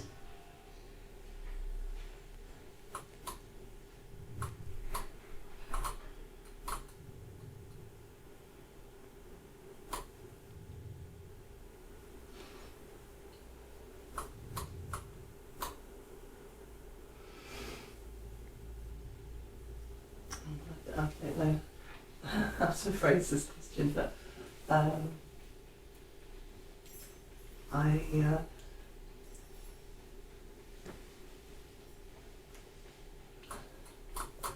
find that I have difficulty with being loving to myself, and because of that I feel I'm not as loving to other people. And I do link inwardly very frequently in trying to be more loving. Okay. Does that make sense? No. That's my logical mind trying to reason with everything. I mean, I understand what you say, Yeah. but it's based on false. I understand what you're saying, but this is based on false assumption that you exist as independent entity inside, which can be good or bad. The best way to be most loving, or to be free from need to love in special way, or to be free from being in special way, is to try to find the one inside who is not good enough, or who is perfect, or who is anyhow. Just to try to find it inside. This, it sounds maybe strange, or like we don't feel like putting this effort this way, but it really cuts off a lot. So if you are not good enough in loving, or if you are not good with yourself and then you are not good with others, where is this you exactly? Where is this you exactly? How does it manifest? How does it manifest? Right now, tell me. I feel I'm not loving other people. How does this feeling manifest?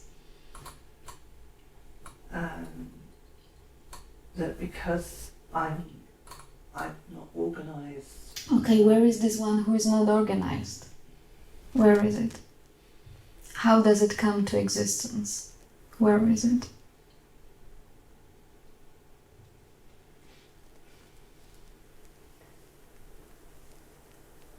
This body is not organized? Yes. But who navigates this body?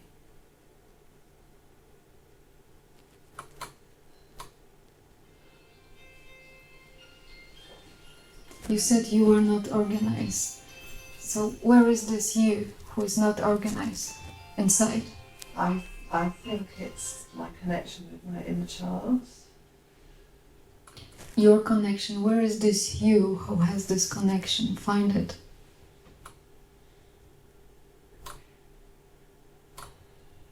I think it's because there is a disconnection with the inner child. Can you show me the inner child?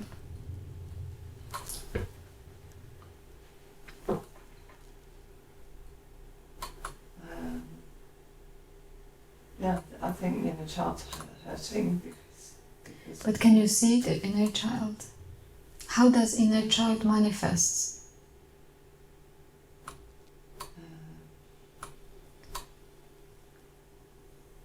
You know what is self-inquiry? It's like you are a surgeon, you know? We are a surgeon now. I'm serious. It's just like this. We are doing surgery. You are here, this is your body, and we are looking inside of your chest, and we are looking for inner child. And we are looking for you. Please take this approach for a moment. That please don't believe anything which is not here and which is not happening at the moment, okay? Because it will not help you. All the book you've read, all you've heard, it will not help you at the moment. Let's just do operation. When you look directly, do you see the inner child?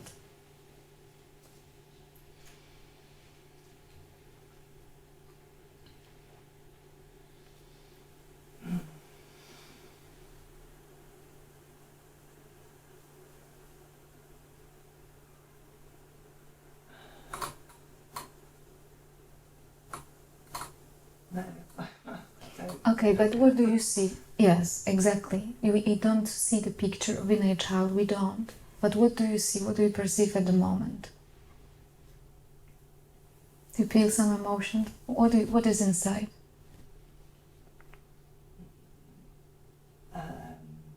Criticism, myself. So thoughts, yeah? Okay, there is thoughts, criticizing thoughts you hear, yes? Okay, so this is still operation. We are watching at the very moment what is happening, criticizing thoughts. You are, what is the thought exactly? Tell me the thought.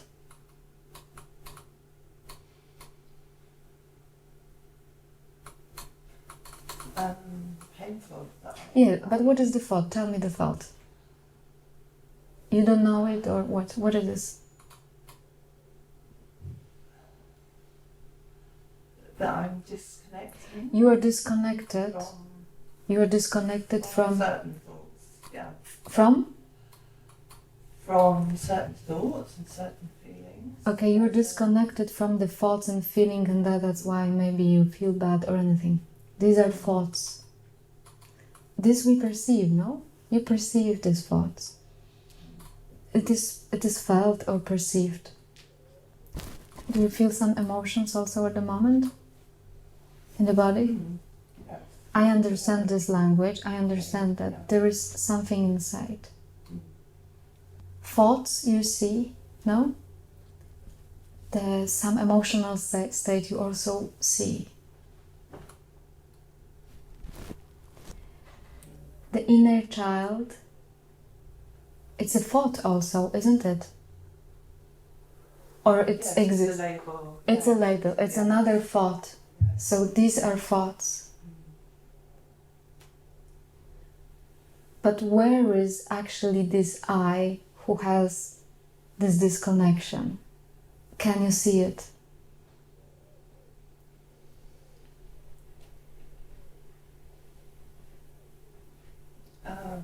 The feeling of pain. I think. Very good, fantastic, great. I understand this language completely. Yeah. Feeling of pain, yes. I understand it. We cannot deny it. some emotions, it's there. I understand it. It is felt. But where is the owner of it?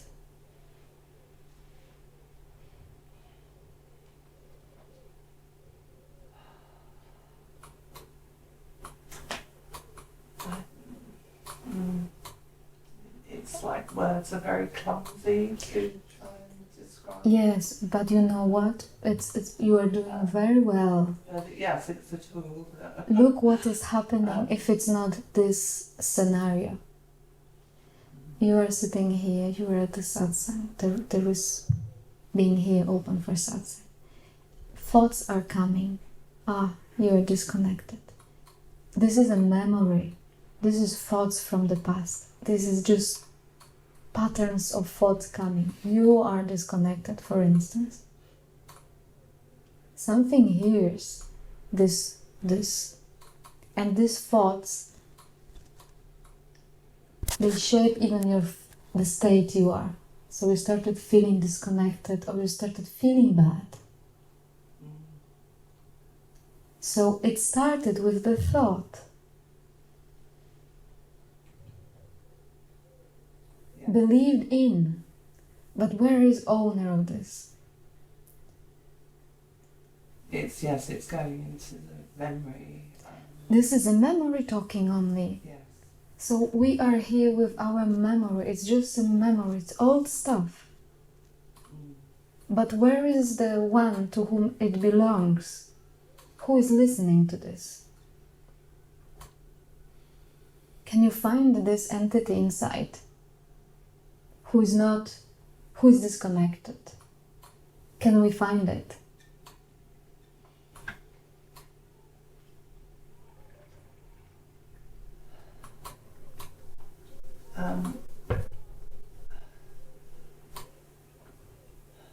I recently went to talk about, I know the Hawaiian philosophy. I know, I get that, I understand. In that talk, the woman gave that talk, said that you have a board with all your memories on, and then a whiteboard, and by doing the affirmations with that, you go from the board with all the memories on to the whiteboard. That is, coming up for me to sort of try and express to, that made sense to me, that I can, by achieving. Yeah, but where is this I who can? I get Ho'oponopono very well, and it's very beautiful. Also, it's a good tool to work with. Yes. But it's still a little bit giving wrong answers, because no one saw this inner child. Like independent inner child. It manifests with its emotions. It manifests with emotions, different kinds of emotion, and this is storage. This is memory, as you say. This is storage memory. But who experiences all of it? It's about whom? Where is this one? Apart from storage, it's nothing. There is nothing inside. There is just storage talking. There is just storage. And there is no independent entity whose storage it is. And we believe in this entity, and we suffer endlessly.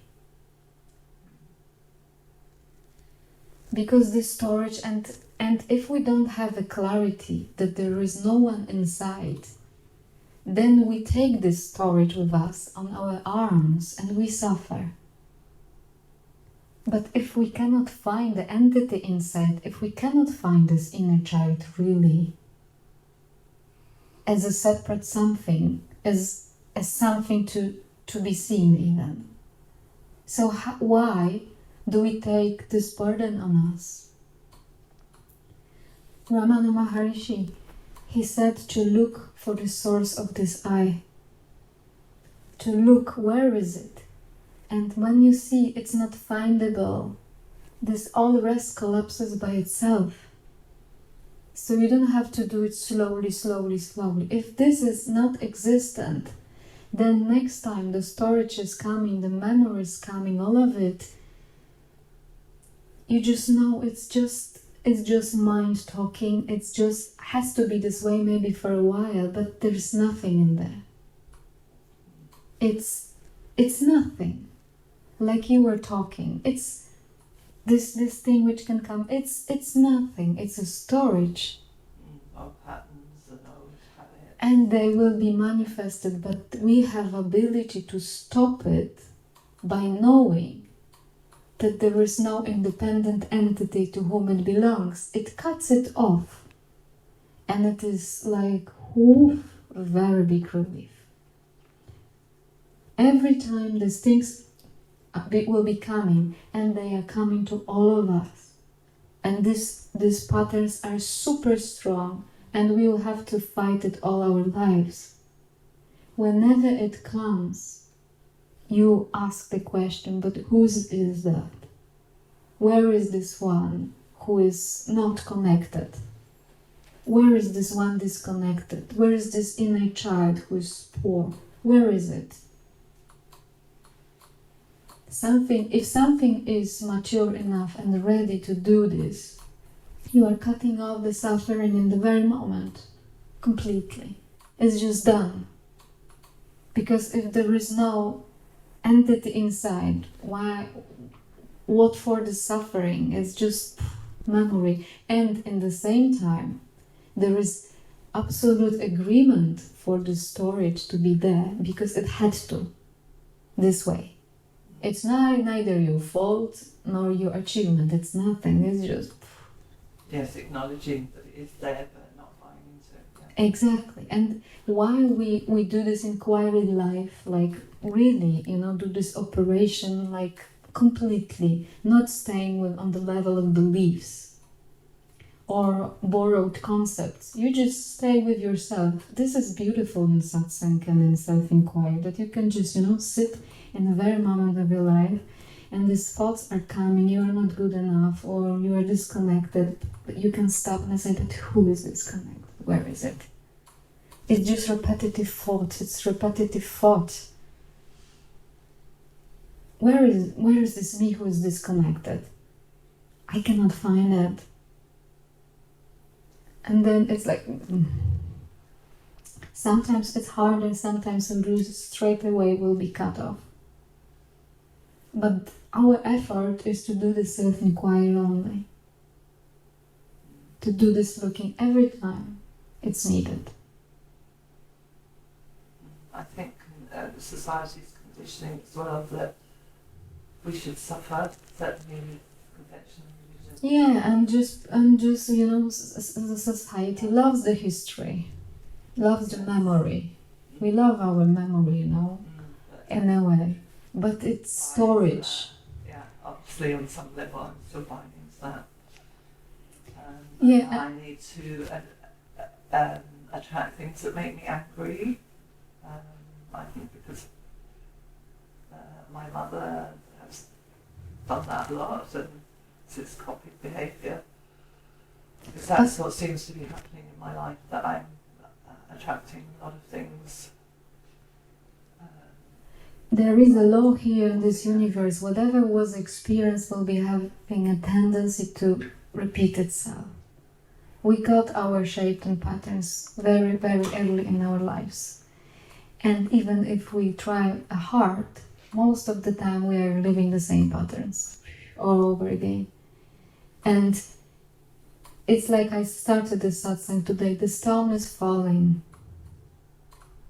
This conditioning is falling this way. It manifests this way because it has to. There is no one if there is no one in between to stop it, meaning no one can control it. I can stop universe right now. Can I do anything? I will say stop. It's just going by itself. But while this is happening, we have the self-observation. This is such a wonderful and amazing tool, the self-observation. With the self-observation, we see these patterns. We see them. It doesn't mean they will stop by themselves completely. I don't know this. Some of them might not stop, and some of them might. But on the way, we can see why something in us is completely free from it, because it's not about us. And when we know somehow intuitively it, naturally we take it as it is, without even special strategy to it, without special permission or special, oh, I'm allowing now. You have nothing to do with allowing or not allowing in the end. It's just clarity, and then you can laugh then from the patterns of yourself. You can see, it just has to be this way. So we are not taking ourselves so seriously anymore by itself. It's not like we developed that we are so good at it. It's just distance comes by itself from the clarity that this concept, I'm so suspicious. I was from the childhood, but now even more. Everything comes to my mind. I'm so suspicious, like this innate child. It can serve us, this whole Ho'oponopono concept. It can serve us very well. But it can also makes us to believe some stuff, like any idea. Even in non-duality, even in satsang, we can perpetuate ourselves with concepts. It has to be really alive. Where is this one inside? Who knows something? Or who doesn't know it? Where is it? Is it you who has this knowledge or doesn't have the knowledge? First of all, the you who could have it or not have it doesn't exist. It's just a thought. And I don't want us to believe it. It's just to check it every time when it manifests. And it's immediate freedom.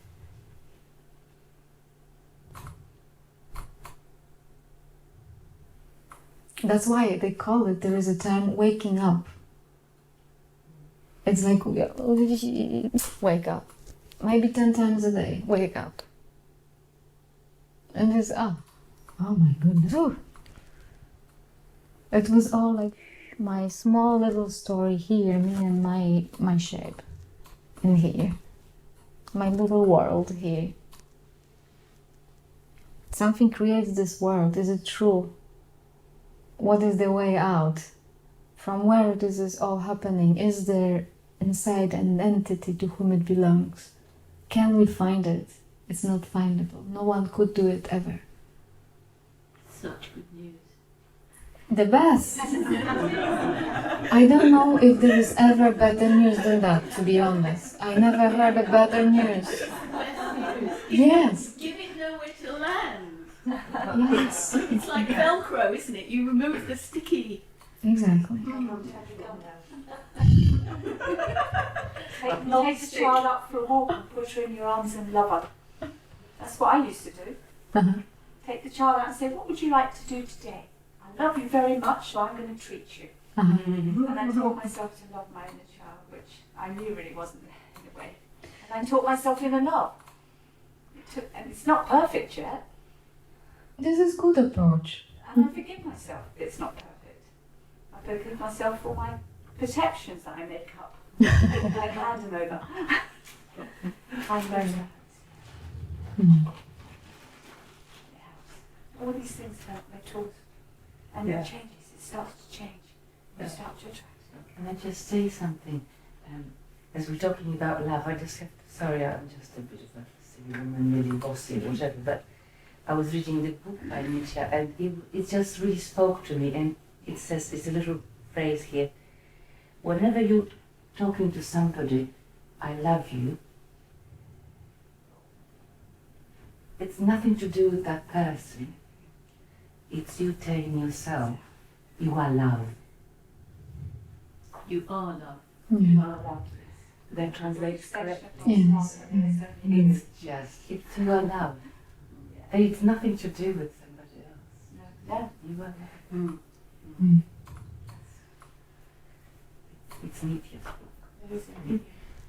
It's in Polish, apparently. But it will be in English.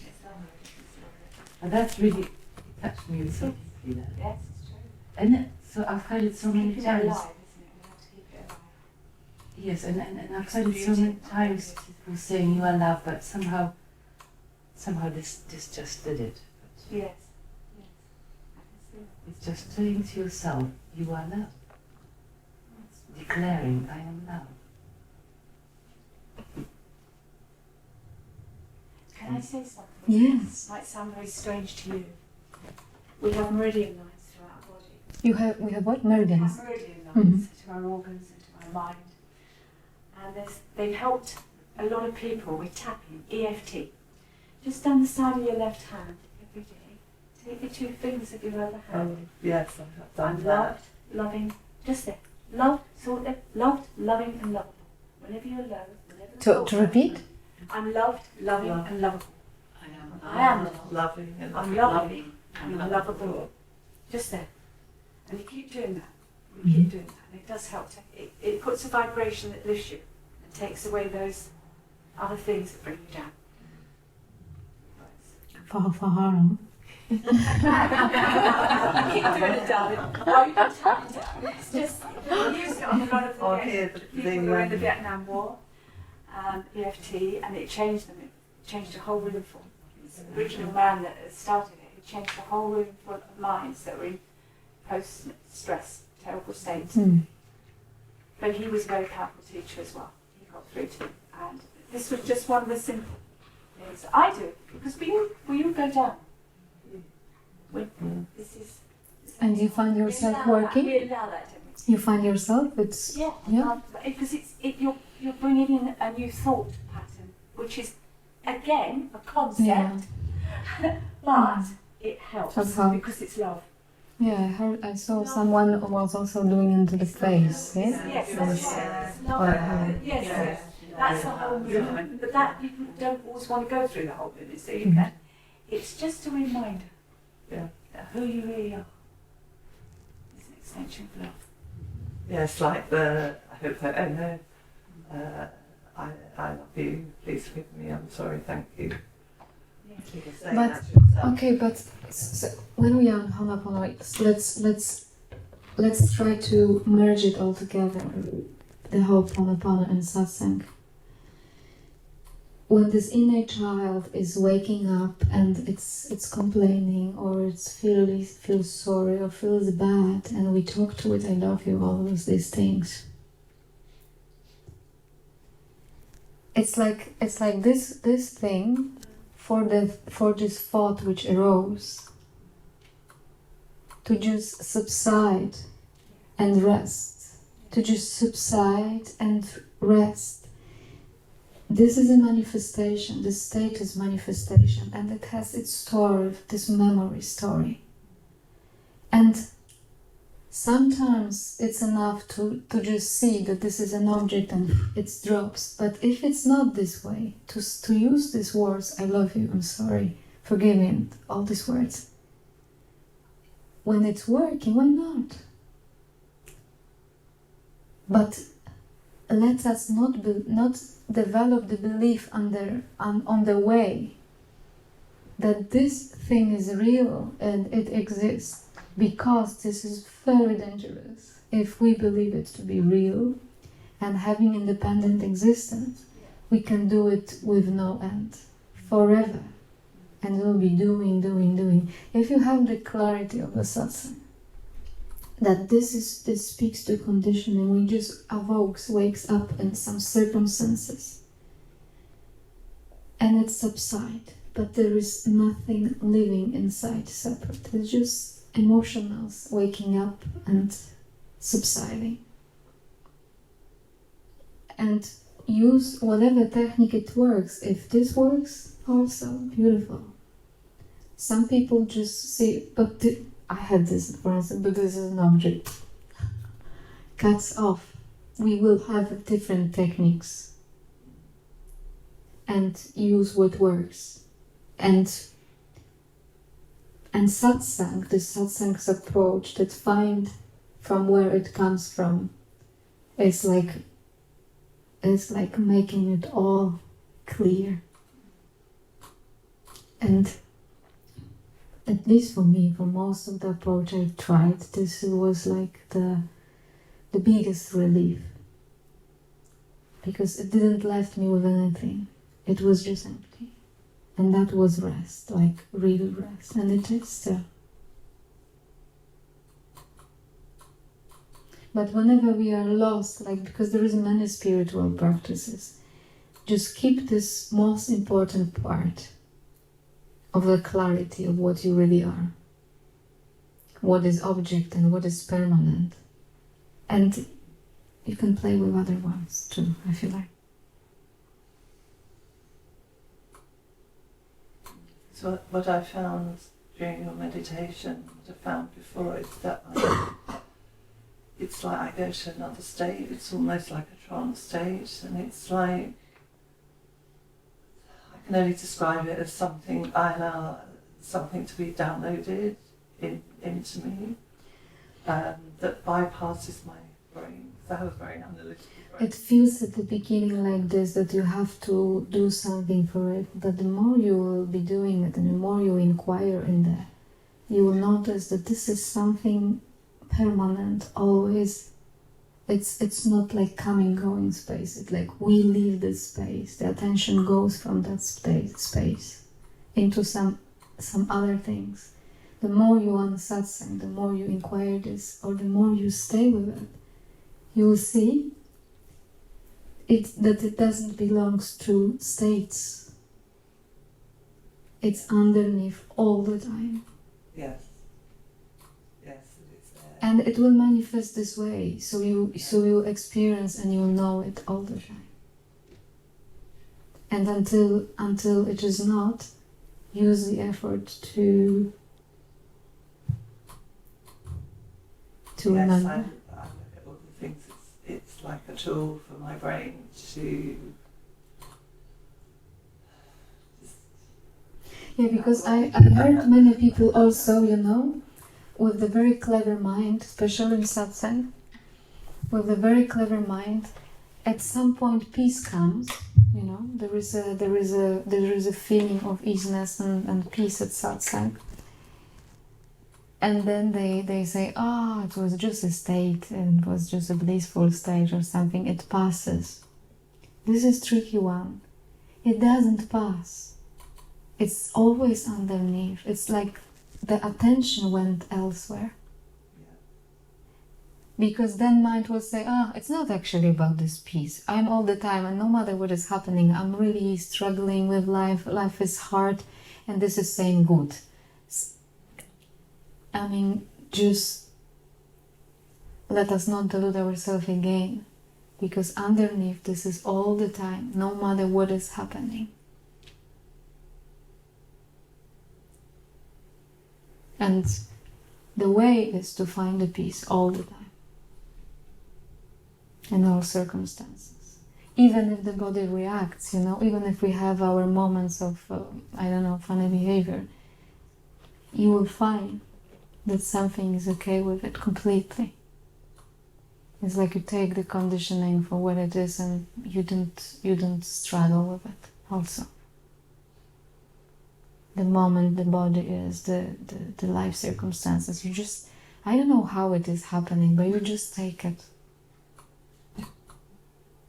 Without special approach, strategy, nothing.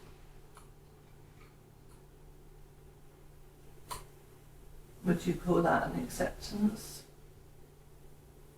It's automatic. Or is that similar to allowing? Yeah, it's similar, but it's with this clarity, the more you are in this, it's just your natural outcome. It's not like you develop this, that you are finally accepting person or allowing person. It's like you don't develop anything. It just comes like an outcome.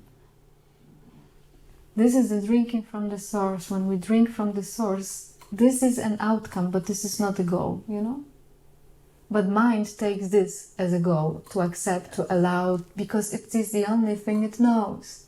Yeah. But this is later. This is the outcome of our knowing, the inner knowing.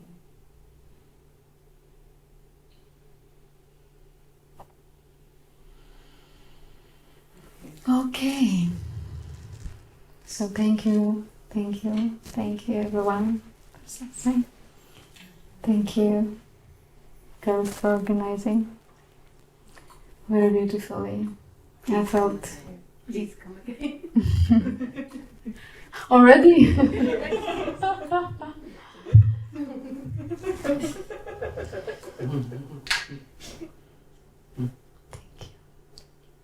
And thanks to Ron, he's not here, but we say to him thanks. It was very beautiful.